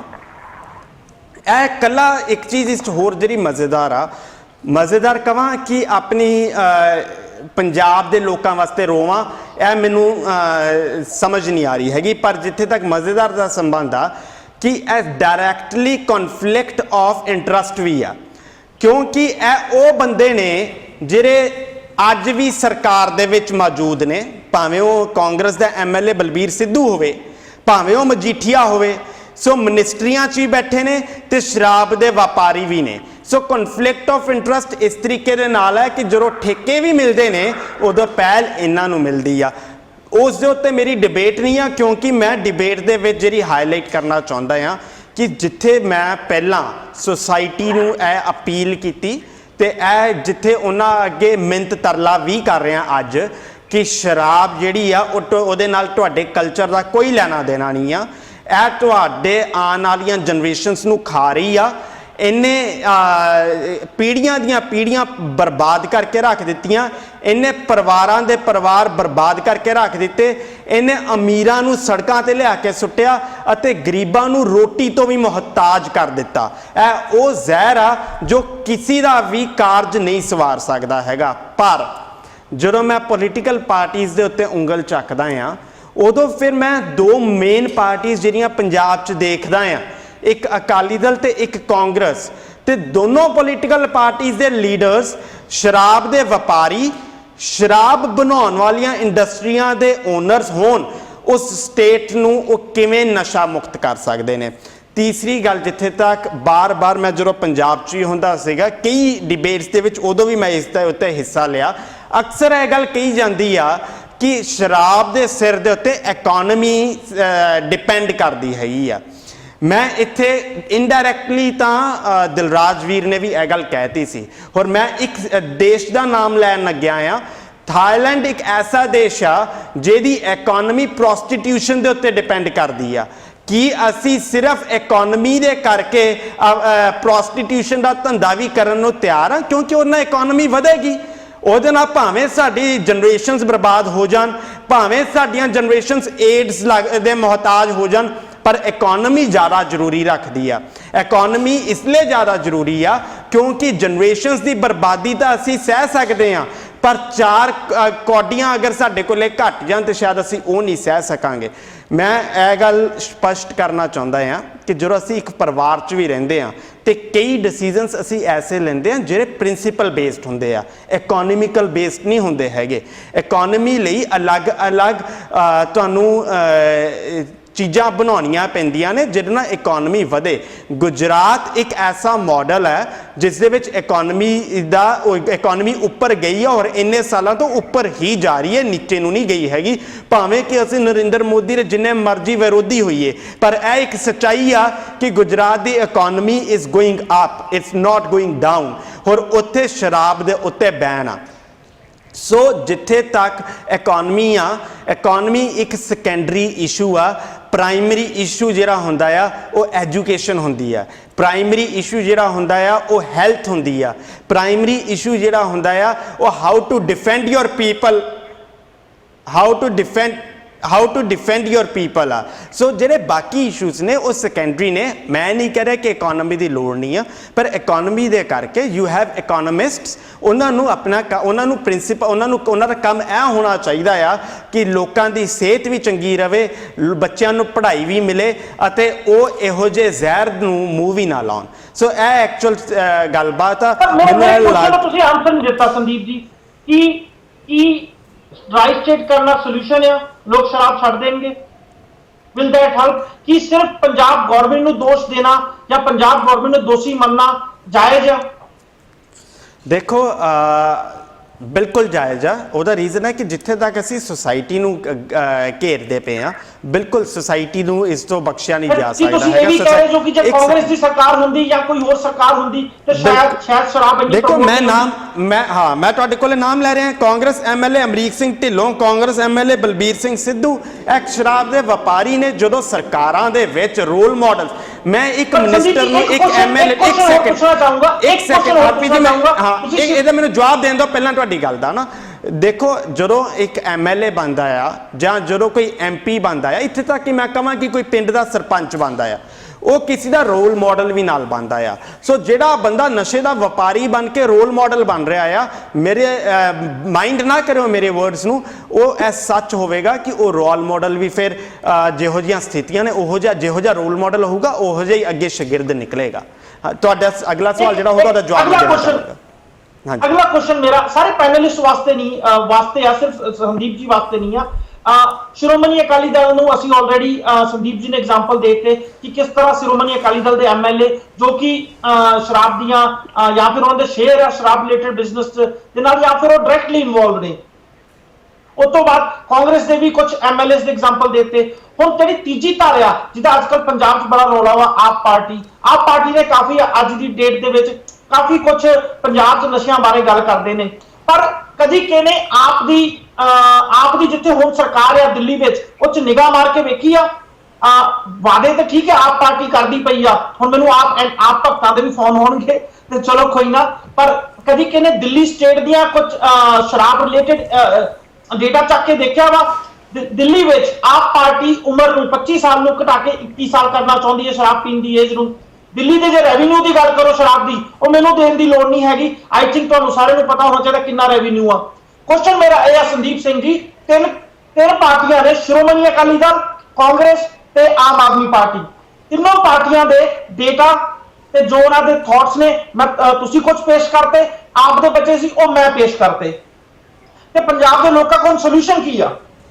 ਦੇਖੋ ਜੀ, ਸੋਲੂਸ਼ਨ ਦਾ ਇੱਕ ਜਵਾਬ ਅੱਜ ਤੋਂ ਕੁਝ ਦਿਨ ਜਦੋਂ ਮੈਂ ਪੰਜਾਬ 'ਚ ਹੁੰਦਾ ਸੀ, ਇੱਕ ਰਾਈਟਰ ਨੇ ਜਸਵੰਤ ਸਿੰਘ ਕਮਲ, ਉਹਨਾਂ ਦੀ ਇੱਕ ਕਿਤਾਬ ਵੀ ਤੇ ਮੈਂ ਇੱਕ ਲੈਕਚਰ ਵੀ ਉਹਨਾਂ ਦਾ ਸੁਣਿਆ ਸੀ ਪੰਜਾਬ, ਮੈਂ ਟਾਈਟਲ ਬੁੱਕ ਦਾ ਭੁੱਲ ਗਿਆ, ਚਲੋ ਉਸ 'ਚ ਨਹੀਂ ਜਾਂਦਾ। ਉਹਨਾਂ ਦੇ ਲੈਕਚਰ ਦੇ ਵਿੱਚ ਇੱਕ ਉਹਨਾਂ ਨੇ ਬਹੁਤ ਪਤੇ ਦੀ ਗੱਲ ਕੀਤੀ ਸੀਗੀ। ਉੱਥੇ ਇੱਕ ਵਿਦਿਆਰਥੀ ਨੇ ਸਵਾਲ ਕੀਤਾ ਸੀ ਜਿਹੜਾ ਤੁਸੀਂ ਸਵਾਲ ਕਰ ਰਹੇ ਹੋ। ਉਹ ਵਿਦਿਆਰਥੀ ਦਾ ਸਵਾਲ ਇਹ ਸੀ ਕਿ ਕਵਲ ਸਾਹਿਬ ਅਸੀਂ ਵੋਟ ਕਿਹਨੂੰ ਪਾਈਏ, ਕਿਉਂਕਿ ਚੋਰ ਤਾਂ ਦੋਵੇਂ ਹੀ ਆ। ਅੱਜ ਦੀ ਸਥਿਤੀ ਤੁਸੀਂ ਤੀਜੇ ਦਾ ਨਾਂ ਲੈ ਤਾਂ ਚਲੋ ਮੈਂ ਅਗਰ ਮੰਨ ਲਵਾਂ ਕਿ ਤਿੰਨੋਂ ਹੀ ਸ਼ਰਾਬੀ ਨੇ, ਤਿੰਨਾਂ ਆਰਗੇਨਾਈਜੇਸ਼ਨਸ ਦੇ ਵਿੱਚ, ਤਿੰਨੋਂ ਹੀ ਪਾਰਟੀਆਂ ਦੇ ਵਿੱਚ ਉਹ ਬੰਦੇ ਹੈਗੇ ਨੇ ਜਿਹੜੇ ਸ਼ਰਾਬ ਦੇ ਵਪਾਰੀ ਅਗਰ ਹੈਗੇ ਨੇ। ਦੋ ਦਾ ਤਾਂ ਮੈਂ ਸ਼ੋਰ ਹਾਂ, ਤੀਸਰਾ ਦਾ ਮੈਂ ਸ਼ੋਰਟੀ ਨਹੀਂ ਲੈਂਦਾ, ਪਰ ਤੁਸੀਂ ਕਹਿ ਰਹੇ ਹੋ ਤਾਂ ਮੰਨ ਲੈਂਦਾ। ਨਹੀਂ ਮੈਂ ਇਹ ਨਹੀਂ ਕਿਹਾ ਉਹਦੇ ਚ ਆਪ ਦੇ ਵਪਾਰੀ ਨੇ, ਮੈਂ ਇੱਕ ਨਿਊਜ਼ ਦਿੱਤੀ ਆ। ਆਪ ਪਾਰਟੀ ਨੇ ਦਿੱਲੀ ਵਿੱਚ ਜੋ ਸ਼ਰਾਬ ਪੀਣ ਦੀ ਏਜ ਆ ਬਿਲਕੁਲ ਗਲਤ ਘਟਾ ਕੇ 21 ਸਾਲ ਕਰਤੀ। ਮੇਰੀ ਥੋੜੀ ਜਿਹੀ ਗੱਲ ਸੁਣ ਲਓ, ਸ਼ਰਾਬ ਪੀਣ ਦੀ ਲੀਗਲ ਏਜ ਘਟਾ ਦਿੱਤੀ ਗਈ। ਦੂਜੇ ਪਾਸੇ ਤੁਸੀਂ ਪੰਜਾਬ ਜਾ ਕੇ ਆਂਦੇ ਜੋ ਕਿ ਇਸ ਨਸ਼ੇ ਬੜੇ ਨੇ, ਪਰ ਤੁਸੀਂ ਕੰਪੇਅਰ ਤਾਂ ਕਰਕੇ ਵੇਖੋ, ਜੇ ਨਸ਼ੇ ਛਡਾਉਣਾ ਚਾਹੁੰਦੇ ਆ ਇਹਨਾਂ ਦਿੱਲੀ 'ਚ ਕੀ ਕਰਤਾ ਇਦਾਂ ਦਾ ਨਸ਼ੇ ਛਡਾਉਣ ਵਾਸਤੇ। ਦਿੱਲੀ 'ਚ ਜੇ ਤੁਸੀਂ ਸ਼ਰਾਬ ਦਾ ਵਪਾਰ ਦੇਖੋ ਤੇ ਤੁਹਾਨੂੰ ਆਪੇ ਨੰਬਰ ਦੱਸਣਗੇ ਕਿ ਇਦਾਂ ਦਾ ਇੱਕ ਵੀ ਨੰਬਰ ਅਜੇ ਤੱਕ ਸਾਹਮਣੇ ਨਹੀਂ ਆਊਗਾ ਜਿੱਥੇ ਇਹ ਲਿਖਿਆ ਹੋਵੇ ਕਿ ਆਪ ਪਾਰਟੀ ਨੇ ਨਸ਼ੇ ਛਡਾਉਣ ਵਾਸਤੇ ਬੜਾ ਕੁਝ ਕਰਤਾ। ਮੈਂ ਇਹ ਗੱਲ ਤਾਂ ਕਰਨਾ ਚਾਹੁੰਦਾ ਕਿਉਂਕਿ ਅਸੀਂ ਸਾਰੇ ਕੈਨੇਡਾ 'ਚ ਬੈਠੇ ਆਉਂਦੇ ਆ ਕਿ ਹਾਂਜੀ ਆਪ ਪਾਰਟੀ ਦੀ ਸਪੋਰਟ ਕਰੋ, ਡੋਨੇਸ਼ਨ ਵੀ ਦਿਓ, ਵੋਟ ਵੀ ਦਿਓ, ਪਰ ਜਿਹੜੀ ਮੇਨ ਪ੍ਰੋਬਲਮ ਹੈ, ਜਿਹੜੀ ਗੱਲਾਂ ਕਰਕੇ ਇੱਥੇ ਬਾਰ-ਬਾਰ ਅਸੀਂ ਗੱਲ ਕਰਦੇ ਆ, ਨਸ਼ਿਆਂ ਦੀ ਪ੍ਰੋਬਲਮ ਹੈ। ਆਪ ਵਾਲੇ ਵੀ ਹਰ ਸਟੇਜ ਤੋਂ ਬੋਲਦੇ ਨੇ ਪੰਜਾਬ ਨਸ਼ਿਆਂ ਦੀ ਪ੍ਰੋਬਲਮ ਹੈ, ਪਰ ਆਪ ਪਾਰਟੀ ਨੇ ਅਜੇ ਤੱਕ ਨਸ਼ੇ ਘਟਾਉਣ ਵਾਸਤੇ ਦਿੱਲੀ 'ਚ ਕੀ ਕੀਤਾ ਵਾ? ਕੁਝ ਨਹੀਂ ਕੀਤਾ। ਤੇ ਤਿੰਨ ਪਾਰਟੀਆਂ ਨੇ ਪੰਜਾਬ 'ਚ ਆਪਸ਼ਨ, ਤਿੰਨਾਂ ਦੇ ਐਗਜ਼ਾਮਪਲ ਸਾਡੇ ਸਾਹਮਣੇ ਨੇ। ਹਾਂਜੀ, ਮੈਂ ਇਹਦਾ ਜਵਾਬ ਇਹ ਦੇਣਾ ਚਾਹੁੰਦਾ, ਮੈਂ ਉਹੀ ਜਵਾਬ ਨੂੰ ਰਿਪੀਟ ਕਰਨ ਲੱਗਿਆ ਜੋ ਕੰਵਲ ਸਾਹਿਬ ਨੇ ਕਿਸੇ ਟਾਈਮ ਤੇ ਪੰਜਾਬ 'ਚ ਦਿੱਤਾ ਸੀ। ਉਸ ਤੋਂ ਬਾਅਦ 'ਚ ਇੱਕ ਉਦਾਹਰਨ ਵੀ ਦੇਵਾਂਗਾ। ਜਸਵੰਤ ਸਿੰਘ ਕੰਵਲ ਉਹਨਾਂ ਨੇ ਉਹਦਾ ਜਵਾਬ ਇਹ ਦਿੱਤਾ ਸੀ ਕਿ ਉਸ ਪਾਰਟੀ ਨੂੰ ਵੋਟ ਪਾਵੋ ਜਿਹੜੀ ਪਾਰਟੀ ਇਲੈਕਸ਼ਨਸ ਦੇ ਵਿੱਚ ਸ਼ਰਾਬ ਨਾ ਵੰਡੇ। ਹੁਣ ਇਹਦਾ ਇੱਕ ਜਵਾਬ ਇਹ ਵੀ ਬਣਦਾ ਕਿ ਹੋ ਸਕਦਾ ਕਿ ਉਹ ਇਲੈਕਸ਼ਨ ਸ਼ਰਾਬ ਨਾ ਵੰਡੇ, ਬਾਅਦ 'ਚੋਂ ਉਹ ਸ਼ਾਇਦ ਸ਼ਰਾਬ ਦੇ ਵਪਾਰੀ ਹੋ ਜਾਣ। ਦੇਖੋ ਕੋਈ ਥਰਮਾਮੀਟਰ ਨਹੀਂ ਹੈ ਜੱਜ ਕਰਨ ਦਾ, ਸਿਰਫ ਇਹ ਇੱਕ ਸਟੈਪ ਹੋ ਸਕਦਾ ਆ ਕਿ ਜਿਹੜਾ ਬੰਦਾ ਇਲੈਕਸ਼ਨ ਹੀ ਸ਼ਰਾਬ ਲਾ ਕੇ ਜਿੱਤ ਰਿਹਾ ਆ ਉਸ ਬੰਦੇ ਨੇ ਬਾਅਦ 'ਚੋਂ ਵੀ ਸ਼ਰਾਬ ਦੇ ਉੱਤੇ ਕੋਈ ਰੋਕ ਲਾਉਣ ਦੀ ਕੰਮ ਨਹੀਂ ਕਰਨਾ ਹੈਗਾ। ਮੈਂ ਤੁਸੀਂ ਪੰਜਾਬ ਦੀ ਗੱਲ ਕਰ ਰਹੇ ਹੋ, ਮੈਂ ਇੱਥੇ ਕੈਨੇਡਾ ਦੀ ਗੱਲ ਕਰਦਾ ਹਾਂ। ਕੈਨੇਡਾ ਦੀਆਂ ਇਲੈਕਸ਼ਨਸ ਦੇ ਵਿੱਚ ਵੀ ਮੈਨੂੰ ਅਫਸੋਸ ਨਾ ਕਹਿਣਾ ਪੈ ਰਿਹਾ ਹੈ, ਉਸ ਦੇ ਵਿੱਚ ਵੀ ਸ਼ਰਾਬ ਵੰਡੀ ਜਾਂਦੀ ਆ, ਉਸ ਦੇ ਵਿੱਚ ਵੀ ਇਹ ਤਰਾਸਦੀ ਹੈ ਸਾਡੀ ਇਹ। ਹੋਰ ਇਸ ਨੂੰ ਮਾਣ ਵਾਲੀ ਨਹੀਂ, ਇਹਨੂੰ ਅਫਸੋਸਜਨਕ ਸਥਿਤੀ ਕਹਿ ਸਕਦਾ ਹਾਂ ਕਿ ਵੀ ਇਹ ਸਥਿਤੀ ਇੱਥੇ ਵੀ ਹੈ। ਪਰ ਇੱਥੇ ਮੈਂ ਭਾਵੇਂ ਕਿ ਮੈਂ ਕਿਸੇ ਦੀ ਤਾਰੀਫ ਕਰਨੀ ਪਸੰਦ ਨਹੀਂ ਕਰਦਾ ਹੁੰਦਾ, ਪਰ ਮੈਂ ਇੱਕ ਤਾਰੀਫ ਕਰਨ ਲੱਗਿਆ ਹਾਂ। ਜਗਮੀਤ ਸਿੰਘ NDP ਦਾ ਡਿਪਟੀ ਪੋਜੀਸ਼ਨ ਦੇ ਉੱਤੇ ਡਿਪਟੀ ਲੀਡਰ ਆ, ਦੂਸਰੇ ਨੰਬਰ ਦੇ ਉੱਤੇ ontario ਦੇ ਵਿੱਚ। ਉਸ ਬੰਦੇ ਦੀ ਇਲੈਕਸ਼ਨ ਦੇ ਵਿੱਚ ਮੇਰੇ ਉਹਦੇ ਨਾਲ ਕੁਝ ਮਤਭੇਦ ਹੋ ਸਕਦੇ ਨੇ, ਉਹ ਡਿਫਰੈਂਟ ਇਸ਼ੂਜ਼ ਨੇ। ਜਦੋਂ ਮੈਂ ਸ਼ਰਾਬ ਦੀ ਗੱਲ ਕਰ ਰਿਹਾ ਇਸ ਲਈ ਮੈਂ ਜਵਾਬ ਦੇਣਾ ਚਾਹ ਰਿਹਾ ਕਿ ਜਿਹੜੇ ਲੋਕੀ ਕਹਿੰਦੇ ਆ ਜਗਮੀਤ ਸਿੰਘ ਨੇ 2 ਵਾਰੀ ਇਲੈਕਸ਼ਨ ਜਿੱਤੀ, ਸ਼ਾਇਦ 3 ਵਾਰੀ ਜਿੱਤੀ, ਜਿੰਨੀ ਵਾਰੀ ਵੀ ਜਿੱਤੀ ਬਿਨਾਂ ਸ਼ਰਾਬ ਵੰਡੇ ਜਿੱਤੀ। ਸੋ ਜਿੱਥੇ ਤੱਕ ਮੈਂ ਸਮਝਦਾ ਕਿ ਹਮੇਸ਼ਾ ਲੋਕਾਂ ਦਾ ਕਸੂਰ ਕੱਢਣ ਨਾਲੋਂ ਇਹ ਇੱਕ ਫੈਕਟ ਆ ਕਿ ਲੋਕੀ ਸ਼ਰਾਬ ਪੀਣ ਵਾਲੇ ਨੂੰ ਪਸੰਦ ਨਹੀਂ ਕਰਦੇ। ਕੰਮ ਇਹ ਆ ਕਿ ਤੁਸੀਂ ਸਹੀ ਤਰੀਕੇ ਨਾਲ ਕੰਮ ਕਰਨ ਵਾਲੇ ਹੋਵੋ। ਜਿੱਥੇ ਤੱਕ ਆਮ ਆਦਮੀ ਪਾਰਟੀ ਦੇ ਦਿੱਲੀ ਦੇ ਵਿੱਚ ਉਮਰ ਚੇਂਜ ਕਰਨ ਦੀ ਗੱਲ ਹੈਗੀ ਆ, ਮੈਂ ਟੋਟਲੀ ਕੰਡੈਮ ਕਰਦਾ ਹਾਂ। ਡਿਬੇਟ ਨਹੀਂ ਕਰਨੀ ਆਪਾਂ, ਉਧਰ ਨਹੀਂ ਡਿਬੇਟ ਕਰਨੀ ਸੰਦੀਪ ਸਿੰਘ ਜੀ। ਨਹੀਂ, ਮੈਂ ਉਹਨੂੰ ਪੰਜਾਬ ਨਾਲ ਜੋੜ ਰਿਹਾ, ਉਹਦੇ ਨਾਲ ਮੈਂ ਉਹਨੂੰ ਟੋਟਲੀ ਕੰਡੈਮ ਕਰ ਰਿਹਾ ਆ। ਪਰ ਇੱਕ ਗੱਲ ਤੁਹਾਡੇ ਗੱਲ ਦੇ ਨਾਲ ਹੀ ਜੋੜ ਰਿਹਾ ਕਿ ਆਮ ਆਦਮੀ ਪਾਰਟੀ ਦੇ ਕਈ ਚੀਜ਼ਾਂ ਦੇ ਉੱਤੇ ਡਬਲ ਸਟੈਂਡਰਡਸ ਨਜ਼ਰ ਆਏ ਨੇ, ਭਾਵੇਂ ਉਹ ਪਾਣੀ ਵਾਲਾ ਮਸਲਾ ਹੋਵੇ ਤੇ ਭਾਵੇਂ ਉਹ ਅਗਰ ਇਹ ਵਾਲਾ ਮਸਲਾ ਵੀ ਸੱਚ ਹੈਗਾ ਆ। ਸੋ ਮੈਂ ਇਹ ਜ਼ਰੂਰ ਚਾਹਾਂਗਾ ਕਿ ਇਸ ਚੀਜ਼ ਦਾ ਜਵਾਬ ਆਮ ਆਦਮੀ ਪਾਰਟੀ ਦੇ ਕਿਸੇ ਲੀਡਰ ਤੋਂ ਜ਼ਰੂਰ ਲਿੱਤਾ ਜਾਵੇ ਕਿ ਇਹ ਦਿੱਲੀ ਦੇ ਵਿੱਚ ਤੁਸੀਂ ਸ਼ਰਾਬ ਦੀ ਉਮਰ ਘਟਾ ਰਹੇ ਹੋ। ਪੰਜਾਬ 'ਚ ਤੁਸੀਂ ਤੁਹਾਡੇ ਹੀ ਲੀਡਰ ਹਰਿੰਦਰ ਸਿੰਘ ਖਾਲਸਾ ਹੋਣੀ ਵੀ ਤੇ ਸੁੱਚਾ ਸਿੰਘ ਛੋਟੇਪੁਰ ਵੀ ਪਿੱਛੇ ਜੇ ਫਤਿਹਗੜ੍ਹ ਸਾਹਿਬ ਦੇ ਵਿੱਚ ਇੱਕ ਫੈਕਟਰੀ ਦੀ ਗੱਲ ਹੋ ਰਹੀ ਸੀ ਜਿੱਥੇ ਲੱਗਣੀ ਸੀ ਤੇ ਉੱਥੇ ਇਹਨਾਂ ਨੇ ਪ੍ਰੋਟੈਸਟ ਕੀਤਾ। ਸੰਤੋਖ ਸਿੰਘ ਸਲਾਣਾ ਵੀ ਉੱਥੇ ਮੌਜੂਦ ਸਨ। ਮੈਂ ਉਹ ਮੈਨੂੰ ਯਾਦ ਆ ਉਸ ਦੇ ਵਿੱਚ ਸ਼ਰਾਬ ਫੈਕਟਰੀ ਦੇ ਉੱਤੇ ਇਹਨਾਂ ਨੇ ਵਿਰੋਧ ਕੀਤਾ। ਬਹੁਤ ਚੰਗੀ ਗੱਲ ਹੈ, ਕਰਨਾ ਚਾਹੀਦਾ ਹੈ। ਮੈਂ ਉਸ ਚੀਜ਼ ਨੂੰ ਕੰਡੈਮ ਨਹੀਂ ਕਰ ਰਿਹਾ ਕਿ ਸ਼ਰਾਬ ਦੇ ਫੈਕਟਰੀਜ਼ ਨੂੰ ਲੱਗਣ ਦੇ ਉੱਤੇ ਉਹਨੂੰ ਰੋਕ ਨਾ ਲੱਗੇ, ਬਿਲਕੁਲ ਲੱਗਣੀ ਚਾਹੀਦੀ ਹੈਗੀ ਆ। ਅਗਰ ਇਹਨਾਂ ਨੇ ਕੰਡੈਮ ਕੀਤਾ ਵਧੀਆ ਕੀਤਾ। ਮੈਂ ਤਾਂ ਸਿਰਫ ਇਹ ਜਾਣਨਾ ਚਾਹ ਰਿਹਾ ਕਿ ਤੁਸੀਂ ਇੱਕ ਪਾਸੇ ਕੰਡੈਮ ਕੀਤਾ, ਦੂਸਰੇ ਪਾਸੇ ਤੁਸੀਂ ਅਗਰ ਉਮਰ ਘਟਾ ਰਹੇ ਹੋ ਤੇ ਇਹਨਾਂ ਦੋਨਾਂ ਵਿੱਚੋਂ ਦੀ ਮੈਂ ਕਿਸ ਪੋਜੀਸ਼ਨ ਨੂੰ ਸਹੀ ਮੰਨਾਂ ਤੇ ਕਿਸ ਨੂੰ ਗਲਤ ਮੰਨਾਂ। ਇੱਕ ਕਾਲਰ ਜੁੜ ਚੁੱਕੇ ਨੇ, ਆਪਾਂ ਕਾਲਰ ਲਵਾਂਗੇ ਤੇ ਨਾਲ ਹੀ ਮੈਂ ਆਪ ਭਗਤਾਂ ਨੂੰ ਮੈਨੂੰ ਨਾ ਕਾਲ ਕਰਿਓ ਤੇ ਮੈਨੂੰ ਨਾ ਕਹੋ ਕਿ ਤੁਸੀਂ ਆਪ ਦੀ ਬਾਰੇ ਬਰਖਲਾਫ ਬੋਲਦੇ ਜੋ। ਮੈਂ ਤੁਹਾਨੂੰ ਫੈਕਟ ਦਿੱਤੇ ਨੇ, ਲੌਜੀਕਲੀ ਤੁਹਾਨੂੰ ਦੱਸਣ ਲਿਆ ਵਾਂ। ਜੇ ਤੁਸੀਂ ਕਿਸ ਚੀਜ਼ ਦੀ ਸਪੋਰਟ ਕਰਦੇ ਜੋ ਉਹਨੂੰ ਤੁਸੀਂ ਕੰਪੇਅਰ ਕਰਕੇ ਵੇਖੋ ਤੇ ਕੁਐਸਚਨ ਜ਼ਰੂਰ ਪੁੱਛਿਓ, ਕਿਉਂਕਿ ਜੇ ਹੁਣ ਸੰਦੀਪ ਜੀ ਨੇ 2 ਧੜਾਂ ਗਿਣਾਤੀਆਂ ਜੋ ਜਿਨ੍ਹਾਂ ਦੇ ਕੀ ਸ਼ਰਾਬ ਬਿਜ਼ਨਸ ਇਨਵੋਲਵ ਨੇ, ਹੁਣ ਤੀਜੀ ਧੜ ਬਚੀ। ਆਈ ਥਿੰਕ ਲੌਜੀਕਲੀ ਸਾਨੂੰ ਕੁਐਸਚਨ ਪੁੱਛਣਾ ਬਣਦਾ ਵਾ। ਤੁਸੀਂ ਘਟਾਉਣ ਦੀ ਗੱਲ ਕਰਦੇ ਜੋ, ਪਰ ਤੁਸੀਂ ਦਿੱਲੀ 'ਚ ਕੀ ਕੀਤਾ? ਕੁਛ ਨਹੀਂ। ਤੇ ਜੇ ਹੁਣ ਕੁਐਸਚਨ ਪੁੱਛਣੇ ਸ਼ੁਰੂ ਕਰੋਗੇ ਤੇ ਜਦੋਂ ਤੱਕ ਪੰਜਾਬ ਦਾ ਮੈਨੀਫੈਸਟੋ ਬਣਾਉਣਾ ਹੋਊਗਾ ਜਾਂ ਪੰਜਾਬ ਸਰਕਾਰ ਚਲਾਉਣੀ ਹੋਊਗੀ ਤੇ ਉਹਨਾਂ ਦੇ ਵੀ ਕੰਨ ਖੜੇ ਹੋਣਗੇ। ਸਤਿ ਸ਼੍ਰੀ ਅਕਾਲ ਜੀ, ਕਾਲਰ ਜੁੜ ਚੁੱਕੇ ਨੇ। Last 4 number 8549। ਸਤਿ ਸ਼੍ਰੀ ਅਕਾਲ ਜੀ, ਮੈਂ ਵਿਕਰਮ ਸਿੰਘ ਬੋਲਦਾ ਜੀ ਸਰੀ ਤੋਂ। ਲਾਸਟ 4 ਨੰਬਰ ਨੇ 8549। ਸਤਿ ਸ਼੍ਰੀ ਅਕਾਲ ਜੀ, ਮੈਨੂੰ ਸਤਿ ਸ਼੍ਰੀ ਅਕਾਲ। ਹਾਂਜੀ ਸਰ, ਕੌਣ ਬੋਲ ਰਹੇ ਜੋ? ਮੈਂ ਹਰਜੀਤ ਬੋਲ ਰਿਹਾ। ਸਾਨੂੰ ਇੱਕ ਬੇਨਤੀ ਕੀਤੀ ਸੀਗੀ ਕਿ ਸਾਨੂੰ ਸਬਜੈਕਟ ਚੇਂਜ ਕਰਕੇ ਬਿੰਦਰ ਵਰਗੇ ਅਫਸਰ ਬਣਾਉਣੇ ਚਾਹੀਦੇ ਨੇ ਜਿਹੜੇ ਜ਼ਿਆਦਾ ਪੜ੍ਹੇ ਲਿਖੇ ਹੁੰਦੇ ਨੇ, ਜਿਹੜੇ ਬਹੁਤ ਹੌਸਲੇ ਨਾਲ ਅਕਸਰ ਤਰੀਕੇ ਨਾਲ ਵੀ ਆਪਣਾ ਫੈਸਲਾ। ਅੱਜ ਤੁਹਾਡੀ ਡਿਸਕਸ਼ਨ ਚੱਲ ਰਹੀ ਹੈ ਸ਼ਰਾਬ ਦੇ ਉੱਤੇ। ਪੰਜਾਬੀਆਂ ਦੀ ਇੱਕ ਸਾਊਦੀ ਅਰਬੀਆ ਜਿਹੜਾ ਕਿ ਮੁਸਲਿਮ ਕੰਟਰੀ ਹੈ, ਪੰਜਾਬੀਆਂ ਨੇ ਸ਼ਰਾਬ ਦੇ ਉੱਤੇ ਉੱਥੇ ਵੀ ਧਾਰ ਕਰਨ ਚਲਾਈ। ਉੱਥੇ ਦੇ ਸ਼ੇਖ ਮੈਂ ਅੱਛੀ ਦੇਖਿਆ, ਉਹ ਕਹਿੰਦੇ ਇਹ ਬੰਦੇ ਬਹੁਤ ਕੰਮ ਕਰਦੇ ਨੇ, ਸ਼ਾਮ ਨੂੰ ਇਹਨਾਂ ਨੂੰ ਚਾਹੀਦੀ ਹੈ ਔਰ ਆਪਣੇ ਕੈਂਪ ਦੇ ਵਿੱਚ ਇਹਨਾਂ ਨੂੰ ਪ੍ਰੋਵਾਈਡ। ਜ਼ਿੰਦਗੀ ਦੇ ਵਿੱਚ ਇੱਕ set of everything is life, ਠੀਕ ਹੈ। ਤੇ ਜਿਹੜੀ ਜੇ ਤੁਸੀਂ ਕਹੋ ਇੱਕਦਮ ਖਤਮ ਕਰ ਦਾਂਗੇ, ਇਹ ਖਤਮ ਨਹੀਂ ਹੋਣੀ। ਪਰ ਸਾਨੂੰ ਐਸਾ ਸਬਜੈਕਟ ਚੁਣਨਾ ਚਾਹੀਦਾ। ਅੱਜ ਅਸੀਂ ਆਪਣੀਆਂ ਇਹੋ ਜਿਹੀਆਂ ਗੱਲਾਂ ਕਰਕੇ ਆਪਣੀ ਰੋਟੀ ਜ਼ਰੂਰ ਦੇਖ ਰਹੇ ਹਾਂ, ਪਰ ਆਪਣੀ ਆਉਣ ਵਾਲੀ ਪੀੜ੍ਹੀ ਨੂੰ ਅਸੀਂ ਬਰਬਾਦ ਕਰ ਰਹੇ ਹਾਂ। ਸਾਡੀਆਂ ਨੋਰਮਲ ਤਰੀਕੇ ਦੇ ਨਾਲ, ਲੈਵਲ ਦੇ ਨਾਲ ਸਾਨੂੰ ਸਾਰੀ ਚੀਜ਼ਾਂ ਡਿਸਕਸ ਕਰਨ, ਸਾਨੂੰ ਆਪਣੀ ਜਨਰੇਸ਼ਨ ਨੂੰ ਮਿਸਗਾਈਡ ਨਹੀਂ ਕਰਨਾ ਚਾਹੀਦਾ। ਤੁਹਾਡੀ ਜਿਹੜੀ ਸੁਜੈਸ਼ਨ ਹੈ ਸਿਰ ਮੱਥੇ ਤੇ, ਪਰ ਜੇ ਅਸੀਂ ਲੋਕ ਹਰ ਇੱਕ ਬੰਦੇ ਦਾ ਨਾ ਆਪਣੀ ਰਿਸਪੌਂਸਿਬਿਲਿਟੀ ਹੁੰਦੀ ਹੈ। ਜੇ ਜਰਨਲਿਜ਼ਮ ਦੀ ਰਿਸਪੌਂਸਿਬਿਲਿਟੀ ਸਾਡੇ ਲੋਕਾਂ ਦੀ ਇਹ ਰਿਸਪੌਂਸਿਬਿਲਿਟੀ ਹੈ ਕਿ ਲੋਕਾਂ ਤੱਕ ਹਰ ਉਹ ਤੱਥ ਪਹੁੰਚੇ। ਜੇ ਅਸੀਂ ਚੁੱਪ ਕਰਕੇ ਬੈਠ ਜਾਵਾਂਗੇ ਤਾਂ ਲੋਕਾਂ ਤੱਕ ਉਹ ਤੱਥ ਕਦੇ ਵੀ ਪਹੁੰਚ ਹੀ ਨਹੀਂ ਸਕਣਗੇ। ਹਰ ਬੰਦੇ ਦੀ ਆਪਣੀ ਰਿਸਪੌਂਸਿਬਿਲਿਟੀ ਹੁੰਦੀ ਹੈ। ਜਿਹਦਾ ਪੁਲਿਸ ਵਾਲੇ ਦੀ ਰਿਸਪੌਂਸਿਬਿਲਿਟੀ ਹੁੰਦੀ ਹੈ ਕ੍ਰਾਈਮ ਨੂੰ ਕੰਟਰੋਲ ਕਰਨ ਦੀ, ਫਾਇਰ ਬ੍ਰਿਗੇਡ ਵਾਲਿਆਂ ਦੀ ਰਿਸਪੌਂਸਿਬਿਲਿਟੀ ਹੈ ਅੱਗ ਬੁਝਾਉਣ ਦੀ, ਉਦਾਂ ਹੀ ਸਾਡੀ ਰਿਸਪੌਂਸਿਬਿਲਿਟੀ ਹੈਗੀ ਹੈ ਕਿ ਹਰ ਉਹ ਤੱਥ ਲੋਕਾਂ ਤੱਕ ਪਹੁੰਚਾਉਣ ਦੀ ਜਿਹਦੇ ਨਾਲ ਸਾਡਾ ਸਮਾਜ ਸੁਧਰ ਸਕੇ, ਸਾਡਾ ਸਮਾਜ ਚੰਗਾ ਤਰੱਕੀਆਂ ਕਰ ਸਕੇ। ਐਸੀ ਆਪਾਂ ਜਿਹੜੀ ਮਰਜ਼ੀ ਕਰ ਜਾਂਦੀ ਹੈ। ਨਹੀਂ ਜੀ ਹਰਜੀਤ ਜੀ, ਮੈਂ ਇੱਥੇ ਗੱਲ ਕਹਿਣੀ ਚਾਹਾਂਗੇ, ਕਈ ਵਾਰ ਸਾਡੇ ਪੁਰਾਣੇ ਜ਼ਮਾਨੇ 'ਚ ਨਾ ਪੁਰਾਣੇ ਜ਼ਮਾਨੇ 'ਚ ਚੌਕੀਦਾਰ ਹੁੰਦੇ ਸੀ। ਸ਼ੋਅ ਕਰਦੇ ਆ, ਮੈਂ ਪ੍ਰੀਟੀ ਸ਼ੋਰ ਆ, ਸਾਡੇ 1500 ਸਹੀ ਹੁੰਦੇ ਹੋਣਗੇ। ਆਪਣੇ ਸਿੱਖ ਭਾਈਚਾਰੇ ਨੂੰ ਇਹ ਕਹਿਣਾ ਵੀ ਆਪਣੀ ਅੱਜ ਕੱਲ੍ਹ ਦੇ ਹਾਲਾਤ ਦੇ ਮੁਤਾਬਕ ਆਪਣੀ ਜਨਰੇਸ਼ਨ ਨੂੰ ਇੰਨਾ ਗਾਈਡ ਕਰੋ ਕਿ ਅਸੀਂ ਆਪਣੀ ਆਉਣ ਵਾਲੀ ਜਨਰੇਸ਼ਨ ਨੂੰ ਅੱਖੋਂ ਨਾ ਖੋ ਬੈਠੀਏ। ਬਿਲਕੁਲ। ਜਿਹੜੇ ਸਾਡੇ ਚੰਗੇ ਪੜ੍ਹੇ ਲਿਖੇ IAS PCS ਫਲਾਣੇ ਤੋਂ ਇਹਦੇ ਉੱਤੇ ਕੋਈ ਨਹੀਂ ਹੁੰਦਾ, ਕਿਉਂ? ਉਹਨਾਂ ਦੇ ਹੱਥ ਕਾਨੂੰਨੀ ਸਾਥ ਸਾਰਾ ਕੁਝ ਕਰ ਸਕਦੇ ਨੇ। ਸਾਨੂੰ ਜੀ ਐਜੂਕੇਸ਼ਨ ਦੀ ਜਿੱਥੇ ਚੱਲਦਾ ਰਾਜ ਦੇ ਨਾਲ 3 ਆਪਸ਼ਨਾਂ ਜੋ ਕਿ ਕਿਉਂ ਕੀਤੇ ਨੇ ਸਿਰਫ ਰਾਜ ਨਾਲ ਜਿਹਨੂੰ ਕਹਿੰਦੇ ਆਪਾਂ ਦਵਾ, ਕਿਉਂਕਿ ਜ਼ਿੰਦਗੀ ਦੇ ਵਿੱਚ ਐਕਸੈਸ ਆਫ ਐਵਰੀਥਿੰਗ ਹੁੰਦਾ ਹੈ। ਦੈਟਸ ਰਾਈਟ, ਇਟਸ ਬੇਸਿਕਲੀ ਨਸ਼ਾ ਹੁੰਦਾ ਵਾ ਉਦੋਂ ਹੀ ਬੈਡ ਹੁੰਦਾ ਵਾ। ਇਹਦਾ ਮਤਲਬ ਇਹ ਨਹੀਂ ਮੈਂ ਕਹਿਣ ਡਿਆ ਤੁਸੀਂ ਪੀਓ, ਇਹਦਾ ਮਤਲਬ ਇਹਦੀ ਇਹ ਨਾ ਸਮਝੋ। ਪਰ ਹਾਂ ਦੇਖ ਯਾਰ, ਮੈਂ ਤਾਂ ਮਾਰਨ ਕਰਾ ਰਹੇ ਸੀ, ਮੇਰੇ ਤਾਂ ਇੰਨੀ ਜ਼ਿੰਦਗੀ ਲੱਗ ਗਈ ਹੈ, ਮੈਂ ਤਾਂ ਮੈਨੂੰ ਕੁਛ ਨਹੀਂ ਹੁੰਦਾ ਵੀ ਸਾਡੀ ਜਨਰੇਸ਼ਨ ਕਿੱਧਰ ਨੂੰ ਜਾ ਰਹੀ, ਕਿੱਥੇ ਹੁੰਦਾ। ਅਸੀਂ ਤੁਹਾਡੇ ਨਾਲ ਬਿਲਕੁਲ ਸਹਿਮਤ ਹਾਂ ਜੀ, ਪਰ ਜੇ ਤੁਸੀਂ ਸੀਗੇ ਜਿਹੜੇ ਇੰਨੇ ਮਰਦ ਅਗੰਬੜਾ ਬਣ ਕੇ ਅਸੀਂ ਕਿਉਂ ਨਹੀਂ ਉਹਨਾਂ ਦੇ ਉੱਠਦੇ? ਕਿਉਂ ਸਾਡੇ ਅਫਸਰ ਇੰਨੇ ਪੜ੍ਹੇ ਲਿਖੇ ਹੋ ਕੇ ਕਿਉਂ ਨਹੀਂ ਉੱਠਦੇ?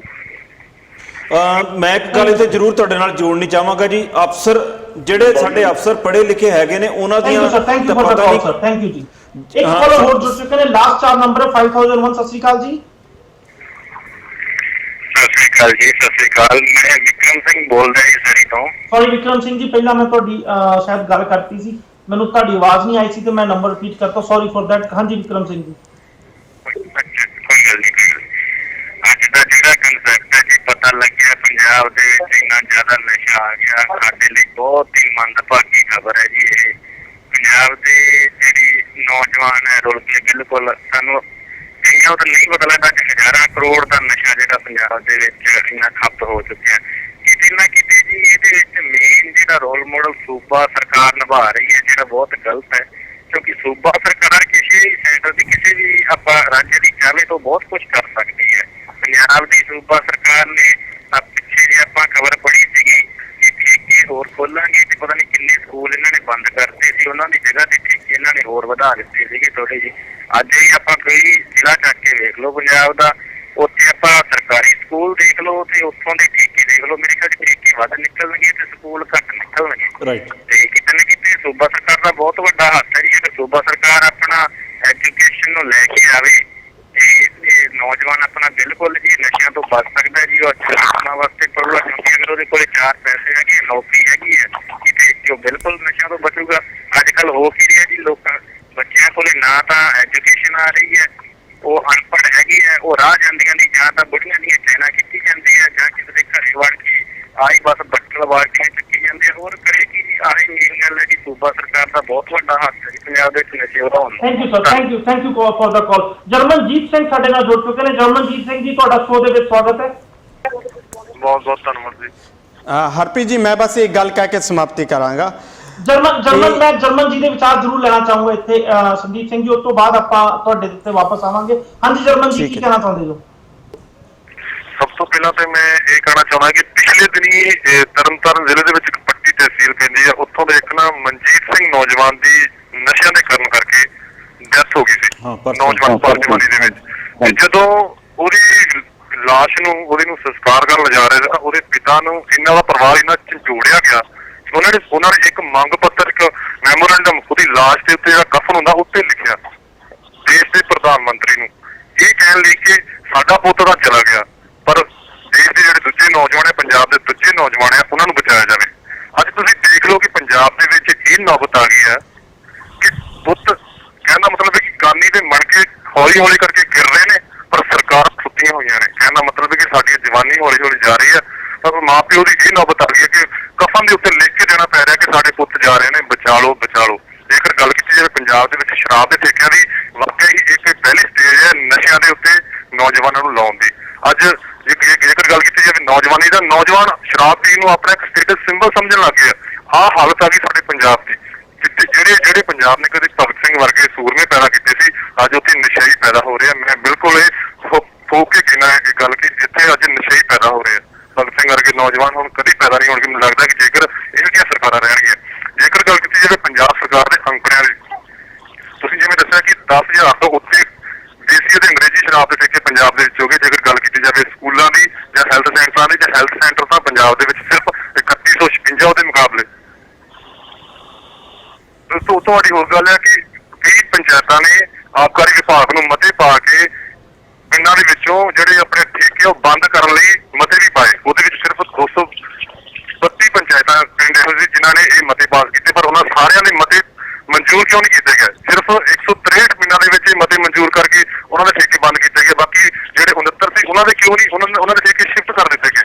ਕਹਿਣ ਦਾ ਮਤਲਬ ਹੈ ਕਿ ਜੇ 163 ਠੇਕੇ ਬੰਦ ਹੋਏ ਨੇ ਤਾਂ ਇਹਨਾਂ ਨੇ 3,000 ਠੇਕੇ ਹੋਰ ਵੀ ਖੋਲੇ ਨੇ। ਇਹ ਸਾਰੀਆਂ ਸਰਕਾਰ ਦੀਆਂ ਨਲਾਇਕੀਆਂ ਕਰਕੇ ਹੋ ਰਿਹਾ, ਕਿਉਂਕਿ ਸਰਕਾਰ ਨੂੰ ਹੋਰ ਕਿਤੇ ਵੀ ਰੈਵਨਿਊ ਜਨਰੇਟ ਨਹੀਂ ਹੋ ਰਿਹਾ।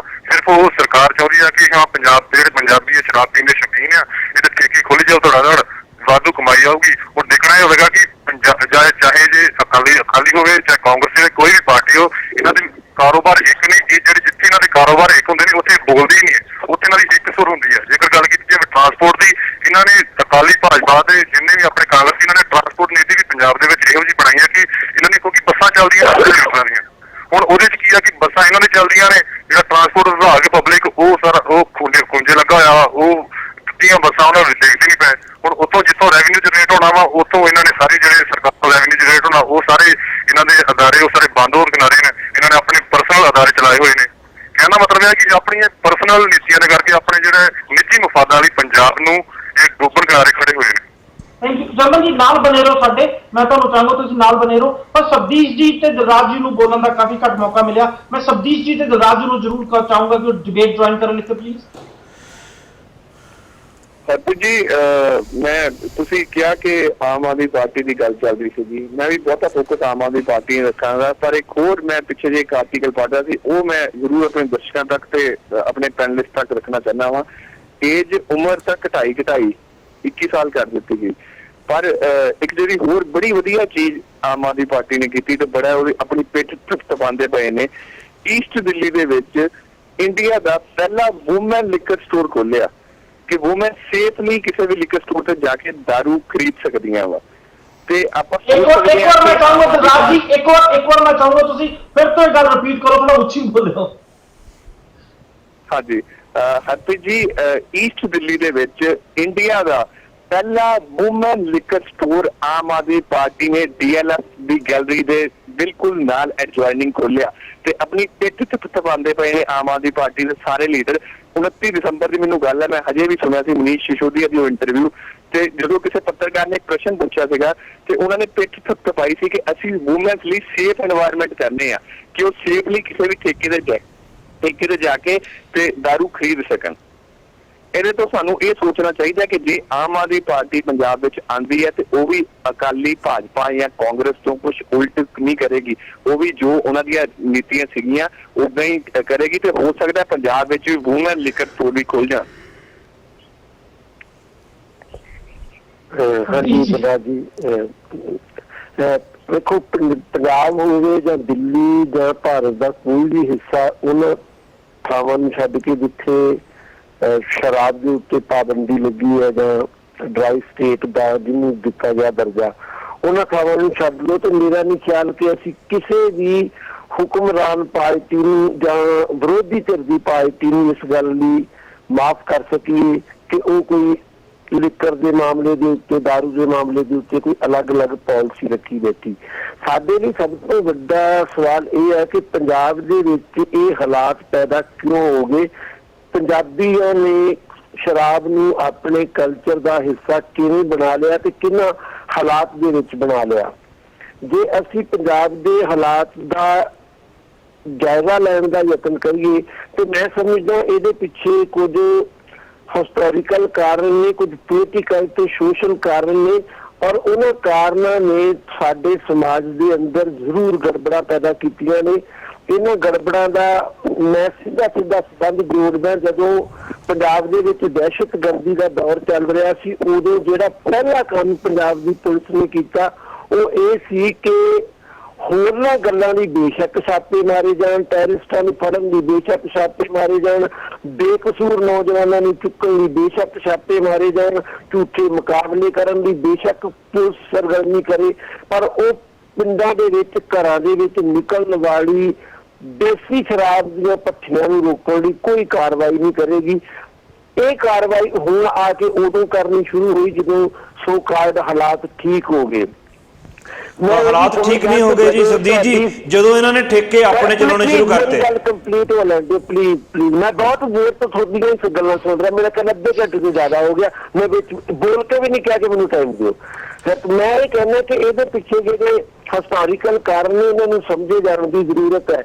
ਤੁਹਾਡੀ ਜਦੋਂ ਅਸੀਂ ਇੱਕ ਦੌਰ ਸੀ ਜਦੋਂ ਨਕਸਲਬਾੜੀ ਮੂਵਮੈਂਟ ਚੱਲਦੀ ਸੀ, ਲੋਕਾਂ ਦੇ ਮਨਾਂ 'ਚ ਸੀ ਕਿ ਇਨਕਲਾਬ ਆਏਗਾ ਔਰ ਉਹ ਸਾਰੇ ਸਮੂਹ ਲੋਕਾਂ ਲਈ ਹੋਏਗਾ ਜਿਹਦੇ ਵਿੱਚ ਸਾਰੇ ਗਰੀਬਾਂ ਨੂੰ ਬਰਾਬਰੀ ਮਿਲੇਗੀ। ਉਸ ਤੋਂ ਬਾਅਦ ਉਹ ਮੂਵਮੈਂਟ ਆਪਣੇ ਆਪ ਪਿਛਵਾੜੇ ਵਿੱਚ ਚਲੇਗੀ ਤੇ ਨਵੀਂ ਮੂਵਮੈਂਟ ਪੈਦਾ ਹੋਊਗੀ, ਜਿਹੜੀ ਮੂਵਮੈਂਟ ਨੇ ਇਹ ਕਿਹਾ ਕਿ ਅਸੀਂ ਖਾਲਿਸਤਾਨ ਬਣਾਵਾਂਗੇ ਤੇ ਸਿੱਖਾਂ ਦੀ ਭਲਾਈ ਕਰਾਂਗੇ। ਮੈਂ ਖਾਲਿਸਤਾਨ ਦੇ ਕਨਸੈਪਟ ਦੇ ਖਿਲਾਫ ਹਾਂ ਬਿਲਕੁਲ ਸ਼ੁਰੂ ਤੋਂ, ਇਹਦੇ ਬਾਰੇ ਦੁਬਾਰਾ ਰਿਪੀਟ ਕਰਨ ਦੀ ਜ਼ਰੂਰਤ ਨਹੀਂ। ਪਰ ਇੱਕ ਗੱਲ ਮੈਂ ਜ਼ਰੂਰ ਕਹਿੰਦਾ ਕਿ ਚਾਹੇ ਇਨਕਲਾਬ ਸੀ, ਚਾਹੇ ਖਾਲਿਸਤਾਨ ਸਿੱਖਾਂ ਦੀ ਭਲਾਈ ਦਾ ਸੰਕਲਪ ਸੀ, ਉਹਦੇ ਵਿੱਚ ਇੱਕ ਸਮੂਹਕ ਭਾਵਨਾ ਜ਼ਰੂਰ ਸੀ ਕਿ ਕਿਸੇ ਦੀ ਭਲਾਈ ਕਰਨੀ ਹੈ।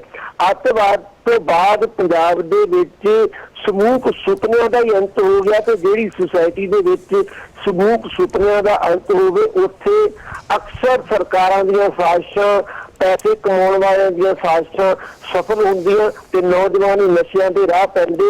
ਉਹਦੇ ਵਿੱਚ ਇਹ ਨਸ਼ਾ ਤਾਂ ਜਨਤਕ ਨਸ਼ਾ ਵਾ, ਇੱਕ ਤਰ੍ਹਾਂ ਨਾਲ ਕਾਨੂੰਨੀ ਤੌਰ ਤੇ ਮਾਨਤਾ ਪ੍ਰਾਪਤ ਨਸ਼ਾ ਵਾ, ਪਰ ਪੰਜਾਬ ਦੇ ਵਿੱਚ ਜਿਹੜੀ ਸਿਚੁਏਸ਼ਨ ਬਣੀ ਹੋਈ ਆ ਉਹਦੇ ਬਾਰੇ ਕਹਿਣ ਦੀ ਕੋਈ ਜ਼ਰੂਰਤ ਨਹੀਂ। ਅਸੀਂ ਪਹਿਲਾਂ ਵੀ ਇਸ ਪ੍ਰੋਗਰਾਮ ਦੇ ਵਿੱਚ ਉਹਦੇ ਤੇ ਚਰਚਾ ਕਰ ਚੁੱਕੇ ਹਾਂ 20 ਵਾਰ।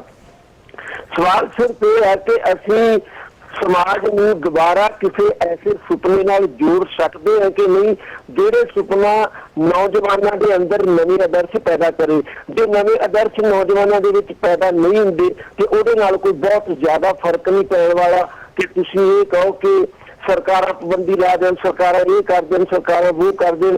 ਜਿੰਨੀ ਦੇਰ ਤੱਕ ਨੌਜਵਾਨਾਂ ਕੋਲੇ ਨਵੇਂ ਸੁਪਨੇ ਨਹੀਂ ਆਉਂਦੇ ਉਹ ਨਸ਼ਿਆਂ ਦੀ ਸ਼ਰਨ ਵਿੱਚ ਵੀ ਜਾਣਗੇ ਤੇ ਉਨੀ ਦੇਰ ਤੱਕ ਸਾਡੇ ਸਿੰਗਰਾਂ ਦੇ ਗੀਤਾਂ ਦੇ ਵਿੱਚ ਨਸ਼ਿਆਂ ਦਾ ਗੁਣਗਾਨ ਵੀ ਹੁੰਦਾ ਰਹੇਗਾ। ਇਸ ਕਰਕੇ ਸਾਡੇ ਲਈ ਵੱਡਾ ਫਿਕਰ ਇਹ ਹੈ ਕਿ ਸਾਡੇ ਕੋਲ ਸੁਪਨਿਆਂ ਵਾਲੀ ਪੋਲੀਟਿਕਸ, ਉਹ ਸੁਪਨਿਆਂ ਵਾਲਾ ਸਮਾਜ ਚਲੇ ਕਿੱਥੇ ਗਿਆ। ਉਹ ਉਸ ਸਮਾਜ ਨੂੰ ਨਾ ਸਾਡੀ ਕੋਈ ਪੋਲੀਟਿਕਸ ਬਚਾ ਸਕੀ ਆ, ਨਾ ਸਾਡਾ ਕੋਈ ਧਰਮ ਬਚਾ ਸਕਿਆ, ਨਾ ਸਾਡੇ ਕੋਈ ਹੋਰ ਆਦਰਸ਼ ਬਚਾ ਸਕੇ। ਅੱਤਵਾਦ ਤੋਂ ਤੁਰੰਤ ਬਾਅਦ ਗਾਣਿਆਂ ਦੀ ਲਹਿਰ ਆਈ ਸੀ, ਪੰਮੀ ਬਾਈ ਵਰਗੇ ਉਦੋਂ ਸਿੰਗਰ ਦੇ ਤੌਰ ਤੇ ਉੱਭਰੇ, KPS ਗਿੱਲ ਵਰਗਿਆਂ ਦੀ ਸਪੋਰਟ ਸੀ। ਉਸ ਤੋਂ ਬਾਅਦ ਜੋ ਹਾਲਾਤ ਪੰਜਾਬ ਦੇ ਵਿੱਚ ਤੁਹਾਡੇ ਸਾਹਮਣੇ ਨੇ, ਮੈਨੂੰ ਨਹੀਂ ਲੱਗਦਾ ਕਿ ਅਸੀਂ ਸਿਰਫ ਸਰਕਾਰਾਂ ਦੀ ਨਿੰਦਾ ਕਰਕੇ ਆਪਣਾ ਮਸਲਾ ਹੱਲ ਕਰਨਾ। ਜੀ ਮੈਂ ਇਹ ਨਹੀਂ ਕਹਿੰਦਾ ਉਹਨਾਂ ਦੀ ਨਿੰਦਾ ਨਹੀਂ ਕਰਨੀ ਬਣਦੀ, ਸਿਰਫ ਇਹ ਕਹਿਣਾ ਚਾਹੁੰਦਾ ਕਿ ਸਵਾਲ ਇਹ ਹੈ ਕਿ ਸਾਡੇ ਕੋਲ ਇਹ ਸੁਪਨੇ ਗਏ ਕਿੱਥੇ। ਜੇ ਉਹਨਾਂ ਦੀ ਕੋਈ ਵਾਪਸੀ ਸੰਭਵ ਹੈ ਜਾਂ ਉਹਨਾਂ ਨੂੰ ਕੋਈ ਨਵਿਆਉਣ ਦਾ ਸੰਭਾਵਨਾ ਬਣਦੀ, ਉਹਨਾਂ ਨੂੰ ਕੋਈ ਨਵਾਂ ਰੂਪ ਦੇਣ ਦੀ ਸੰਭਾਵਨਾ ਬਣਦੀ, ਉਦੋਂ ਤੱਕ ਅਸੀਂ ਨੌਜਵਾਨਾਂ ਨੂੰ ਇਹਨਾਂ ਰਾਹਾਂ ਤੋਂ ਮੋੜ ਹੀ ਨਹੀਂ ਸਕਦੇ। ਹਰਪ੍ਰੀਤ ਜੀ ਮੈਂ ਕੁਝ ਕਹਿਣਾ ਚਾਹਾਂਗਾ ਪਰ 4 ਮਿੰਟ ਬਚੇ ਸੰਦੀਪ ਜੀ, 4 ਮਿੰਟ ਬਚੇ, ਮੈਂ ਛੋਟੀ ਗੱਲ ਕਰਾਂਗਾ, ਗੱਲ ਛੋਟੀ ਰੱਖਿਓ। ਹਾਂਜੀ ਹਾਂ ਛੋਟੀ ਗੱਲ ਰੱਖਾਂਗਾ, ਪਰ ਮੇਰੀ ਬੇਨਤੀ ਹੈ ਕਿ ਮੇਰੀ ਗੱਲ ਵਿੱਚ ਕੋਈ ਕੱਟੇ ਨਾ ਪਲੀਜ਼।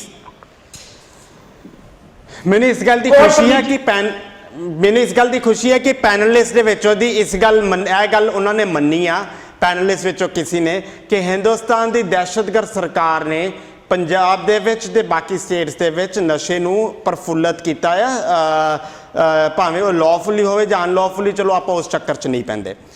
ਜਿੱਥੇ ਤੱਕ ਸਿੱਖਾਂ ਦੇ ਨਾਲ ਖਾਲਿਸਤਾਨ ਦੇ ਨਾਲ ਜੋੜਨ ਵਾਲੀ ਗੱਲ ਹੈਗੀ ਆ, ਉਸ ਦੇ ਵਿੱਚ ਮੈਂ ਇੱਕ ਤੱਥ ਰੱਖਣਾ ਚਾਹੁੰਦਾ ਹਾਂ ਕਿ ਖਾੜਕੂ ਲਹਿਰ ਦੀ ਇੱਕ ਪ੍ਰਾਪਤੀ ਸੀ ਕਿ ਉੱਥੇ ਠੇਕਿਆਂ ਨੂੰ ਖੁੱਲ੍ਹਣ ਨਹੀਂ ਦਿੱਤਾ ਜਾਂਦਾ ਸੀ, ਤੇ ਠੇਕੇ ਖੁੱਲ੍ਹਣ ਵਾਸਤੇ ਇੰਡੀਅਨ ਮਿਲਟਰੀ ਫੋਰਸਿਸ ਆਪ ਠੇਕੇ ਖੁਲਵਾ ਕੇ ਉਹਦੀਆਂ ਸਿਕਿਉਰਿਟੀਆਂ ਕਰਦੇ ਸੀ। ਇਹ ਕਈ ਵਿਦਵਾਨਾਂ ਨੇ ਆਪਣੇ ਹੱਥੀਂ ਕਿਤਾਬਾਂ ਦੇ ਵਿੱਚ ਅੰਕਿਤ ਕੀਤਾ, ਤੇ ਇਹਨਾਂ ਨੂੰ ਕਈ ਚੀਜ਼ਾਂ ਦੇ ਉੱਤੇ ਕਈ ਜਿਹੜੇ ਐਂਟੀ ਖਾਲਿਸਤਾਨੀਏ ਵੀ ਨੇ ਉਹ ਵੀ ਇਸ ਗੱਲ ਦੀ ਪ੍ਰੋਲਤਾ ਕਰਦੇ ਨੇ ਕਿ ਹਾਂ ਇਹ ਇੱਕ ਪ੍ਰਾਪਤੀ ਸੀਗੀ। ਇਹਦੇ ਨਾਲ ਦੇ ਨਾਲ ਹੀ ਖਾੜਕੂਵਾਦ ਦੀ ਇੱਕ ਹੋਰ ਪ੍ਰਾਪਤੀ ਸੀ, ਡੌਰੀ ਸਿਸਟਮ ਦੇ ਉੱਤੇ ਜਿਹੜਾ ਥੰਬ ਪਿਆ ਸੀਗਾ, ਜਿਹੜੀ ਉਹਨੂੰ ਕੰਟਰੋਲ ਕੀਤਾ ਗਿਆ ਸੀਗਾ। ਸੋ ਇਸ ਦੇ ਵਿੱਚੋਂ ਦੀ ਮੈਂ ਇਹ ਗੱਲ ਜਿਹੜੀ ਗੱਲ ਕਰਨਾ ਚਾਹ ਰਿਹਾ ਹਾਂ ਕਿ ਤੁਸੀਂ ਹੋ ਸਕਦਾ ਕਿ ਕਿਸੇ ਮੂਵਮੈਂਟ ਦੇ ਅਗੇਂਸਟ ਹੋਵੋ, ਅਸੀਂ ਕਈ ਚੀਜ਼ਾਂ ਦੇ ਉੱਤੇ ਬਾਕੀ ਸਟੇਟਸ ਦੇ ਵਿਰੋਧਤਾ ਕਰ ਸਕਦੇ ਹਾਂ ਜਾਂ ਕਿਸੇ ਚੀਜ਼ ਤੇ ਵਿਰੋਧਤਾ ਕਰ ਸਕਦੇ, ਪਰ ਜਿਹੜੀ ਉਹਦੀ ਚੰਗੀ ਗੱਲ ਹੋਵੇ ਉਹ ਜ਼ਰੂਰ ਹਾਈਲਾਈਟ ਕਰਨੀ ਬਣਦੀ ਆ। ਹੋਰ ਇਹ ਖਾੜਕੂਵਾਦ ਦਾ ਇੱਕ ਵੱਡੀ ਦੇਣ ਸੀਗੀ ਕਿ ਠੇਕਿਆਂ ਨੂੰ ਉਹਨਾਂ ਨੇ ਕੰਟਰੋਲ ਕੀਤਾ ਸੀ, ਕਿਹਨਾਂ ਖੁੱਲ੍ਹਣ ਨਹੀਂ ਦਿੱਤੇ ਜਾਂਦੇ ਸੀ। ਤੇ ਮੇਰਾ ਖਿਆਲ ਹੈ ਸ਼ਾਇਦ ਦੁਨੀਆ ਦਾ ਇਹ ਪਹਿਲਾ ਸਟੇਟ ਹੋਵੇਗਾ ਜਿਸ ਦੇ ਵਿੱਚ ਮਿਲਟਰੀ ਫੋਰਸਿਸ ਦੀ ਸਿਕਿਉਰਿਟੀ ਠੇਕੇ ਖੁਲਵਾਉਣ ਦੇ ਵਿੱਚ ਪ੍ਰੋਵਾਈਡ ਕੀਤੀ ਜਾ ਰਹੀ ਸੀ। ਇੱਥੋਂ ਦੀ ਹਿਡਨ ਏਜੰਡਾ ਜਿਹੜਾ ਆ ਉਹ ਜ਼ਰੂਰ ਸਾਹਮਣੇ ਆਉਂਦਾ ਆ। ਹਿਡਨ ਏਜੰਡਾ ਇਹੀ ਸੀ ਕਿ ਪੰਜਾਬ ਦੇ ਲੋਕਾਂ ਨੂੰ ਨਸ਼ੇੜੀ ਬਣਾ ਕੇ ਰੱਖਣਾ, ਜੋ ਕਿ ਇਹਨਾਂ ਨੇ 30 ਸਾਲ ਬਾਅਦ ਅਚੀਵ ਵੀ ਕੀਤਾ ਆ। ਹਾਂ, ਅਸੀਂ ਇਸ ਦੇ ਵਿੱਚ ਆਪਣੀ ਹਾਰ ਮੰਨਦੇ ਹਾਂ, ਅਸੀਂ ਸਮਝਦੇ ਹਾਂ ਕਿ ਅਸੀਂ ਇਸ ਮਸਲੇ ਦੇ ਵਿੱਚ ਹਾਰੇ ਹਾਂ, ਕਿਉਂਕਿ ਜਿਹੜੀ ਸਟੇਟ ਸੀ ਉਹਨੇ ਬਹੁਤ ਵੱਡਾ ਰੋਲ ਹਿਡਨ ਤੌਰ ਤੇ ਯੂਜ਼ ਕੀਤਾ, ਜਿਹਨੂੰ ਪਹਿਚਾਨਣ ਦੇ ਵਿੱਚ ਪੰਜਾਬੀ ਕਾਫੀ ਦੇਰ ਜਿਨ੍ਹਾਂ ਨੂੰ ਹੋ ਗਈ। ਇੱਕ ਮਿੰਟ ਮੈਨੂੰ ਹੁਣ ਜ਼ਰੂਰ ਹਰਪ੍ਰੀਤ ਜੀ ਤੁਸੀਂ ਮੌਕਾ ਦਿਓ। ਸੰਦੀਪ ਜੀ, ਮੈਂ ਇਹ ਨਹੀਂ ਕਿਹਾ ਕਿ ਇਹਦੇ ਲਈ ਖਾਲਿਸਤਾਨੀ ਦੋਸ਼ੀ ਨੇ ਜਾਂ ਨਕਸਲਵਾਦੀ ਇਨਕਲਾਬ ਕਰਨ ਵਾਲੇ ਦੋਸ਼ੀ ਨੇ, ਬਿਲਕੁਲ ਮੈਂ ਇਹ ਗੱਲ ਨਹੀਂ ਕਹੀ। ਮੈਂ ਤਾਂ ਸਿਰਫ ਇਹ ਕਿਹਾ ਕਿ ਇਹਨਾਂ ਲਹਿਰਾਂ ਦੇ ਮਾਤ ਖਾਨ ਨੇ ਪੰਜਾਬ ਦੀ ਮਾਨਸਿਕਤਾ ਦੇ ਅੰਦਰ ਜਿਹੜੀ ਨਿਰਾਸ਼ਾ ਪੈਦਾ ਕੀਤੀ ਆ ਉਹ ਜ਼ਿੰਮੇਵਾਰ ਹੈ। ਤੇ ਜਿੰਨੀ ਦੇਰ ਤੱਕ ਨੌਜਵਾਨਾਂ ਨੂੰ ਕੋਈ ਨਵੇਂ ਸੁਪਨੇ ਨਹੀਂ ਮਿਲਦੇ ਉਹ ਵੀ ਗੱਲ ਹੈ। ਜਦੋਂ ਮੈਂ ਕਹਿੰਦਾ ਮੈਂ ਖਾਲਿਸਤਾਨ ਦੇ ਖਿਲਾਫ ਆ, ਉਹਦਾ ਇਸ ਗੱਲ ਨਾਲ ਕੋਈ ਸੰਬੰਧ ਨਹੀਂ ਕਿ ਖਾਲਿਸਤਾਨ ਆਉਣ ਨਾਲ ਸ਼ਰਾਬਬੰਦੀ ਰੁਕ ਗਈ ਕਿ ਸ਼ਰਾਬਬੰਦੀ ਵੱਧ ਗਈ, ਇਹਦੇ ਨਾਲ ਕੋਈ ਸੰਬੰਧ ਨਹੀਂ। ਉਹ ਇੱਕ ਅਲੱਗ ਕੰਸੈਪਟ ਹੈ ਕਿ ਮੈਂ ਧਰਮ ਦੇ ਆਧਾਰ ਦੇ ਉੱਤੇ ਰਾਜ ਦੇ ਖਿਲਾਫ ਕਿਉਂ ਹਾਂ, ਪਰ ਤੁਸੀਂ ਮੇਰੀ ਗੱਲ ਨੂੰ ਇੰਜ ਲੈ ਕੇ ਉਹਨੂੰ ਡਿਫੈਂਡ ਕਰਨ ਦਾ ਯਤਨ ਨਾ ਕਰੋ ਕਿ ਉਹਨਾਂ ਨੇ ਸੁਧਾਰ ਲਹਿਰ ਸ਼ੁਰੂ ਕਰ ਦਿੱਤੀ ਸੀ। ਉਂਝ ਜੇ ਅਸੀਂ ਫਿਰ ਇਸ ਪਾਸੇ ਨੂੰ ਜਾਣ ਲੱਗਾਂਗੇ ਤੇ ਮੈਂ ਇਸ ਗੱਲ ਦਾ ਪਰਸਨਲੀ ਜਵਾਬ ਆ ਕਿ ਮੈਂ 3-3 ਸਾਲ ਦੇ 4-4 ਸਾਲ ਦੇ ਬੱਚੇ ਨੂੰ ਮਰਦਾ ਦੇਖਿਆ ਖਾਲਿਸਤਾਨੀਆਂ ਦੇ ਹੱਥੋਂ। ਉਹ ਗੱਲਾਂ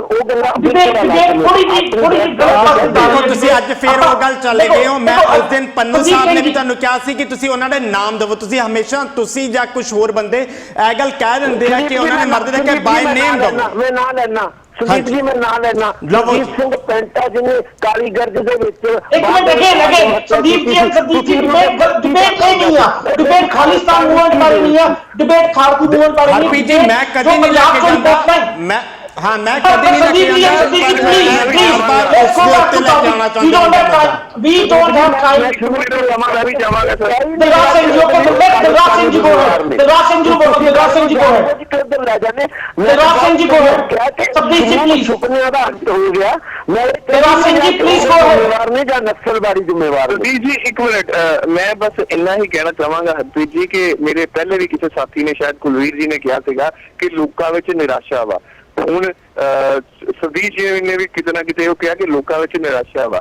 ਮੈਂ ਬਿਲਕੁਲ ਇਸ ਚੀਜ਼ ਤੋਂ ਐਗਰੀਡ ਨਹੀਂ। ਸਰਕਾਰ ਬਿਲਕੁਲ ਪਹਿਲੇ ਨੰਬਰ ਤੇ ਕਲਪਰੇਟ ਹੈ, ਲੋਕੀ ਤੇ ਸੁਸਾਇਟੀ ਵੀ ਉਨੇ ਹੀ ਕਲਪਰੇਟ ਹੈ।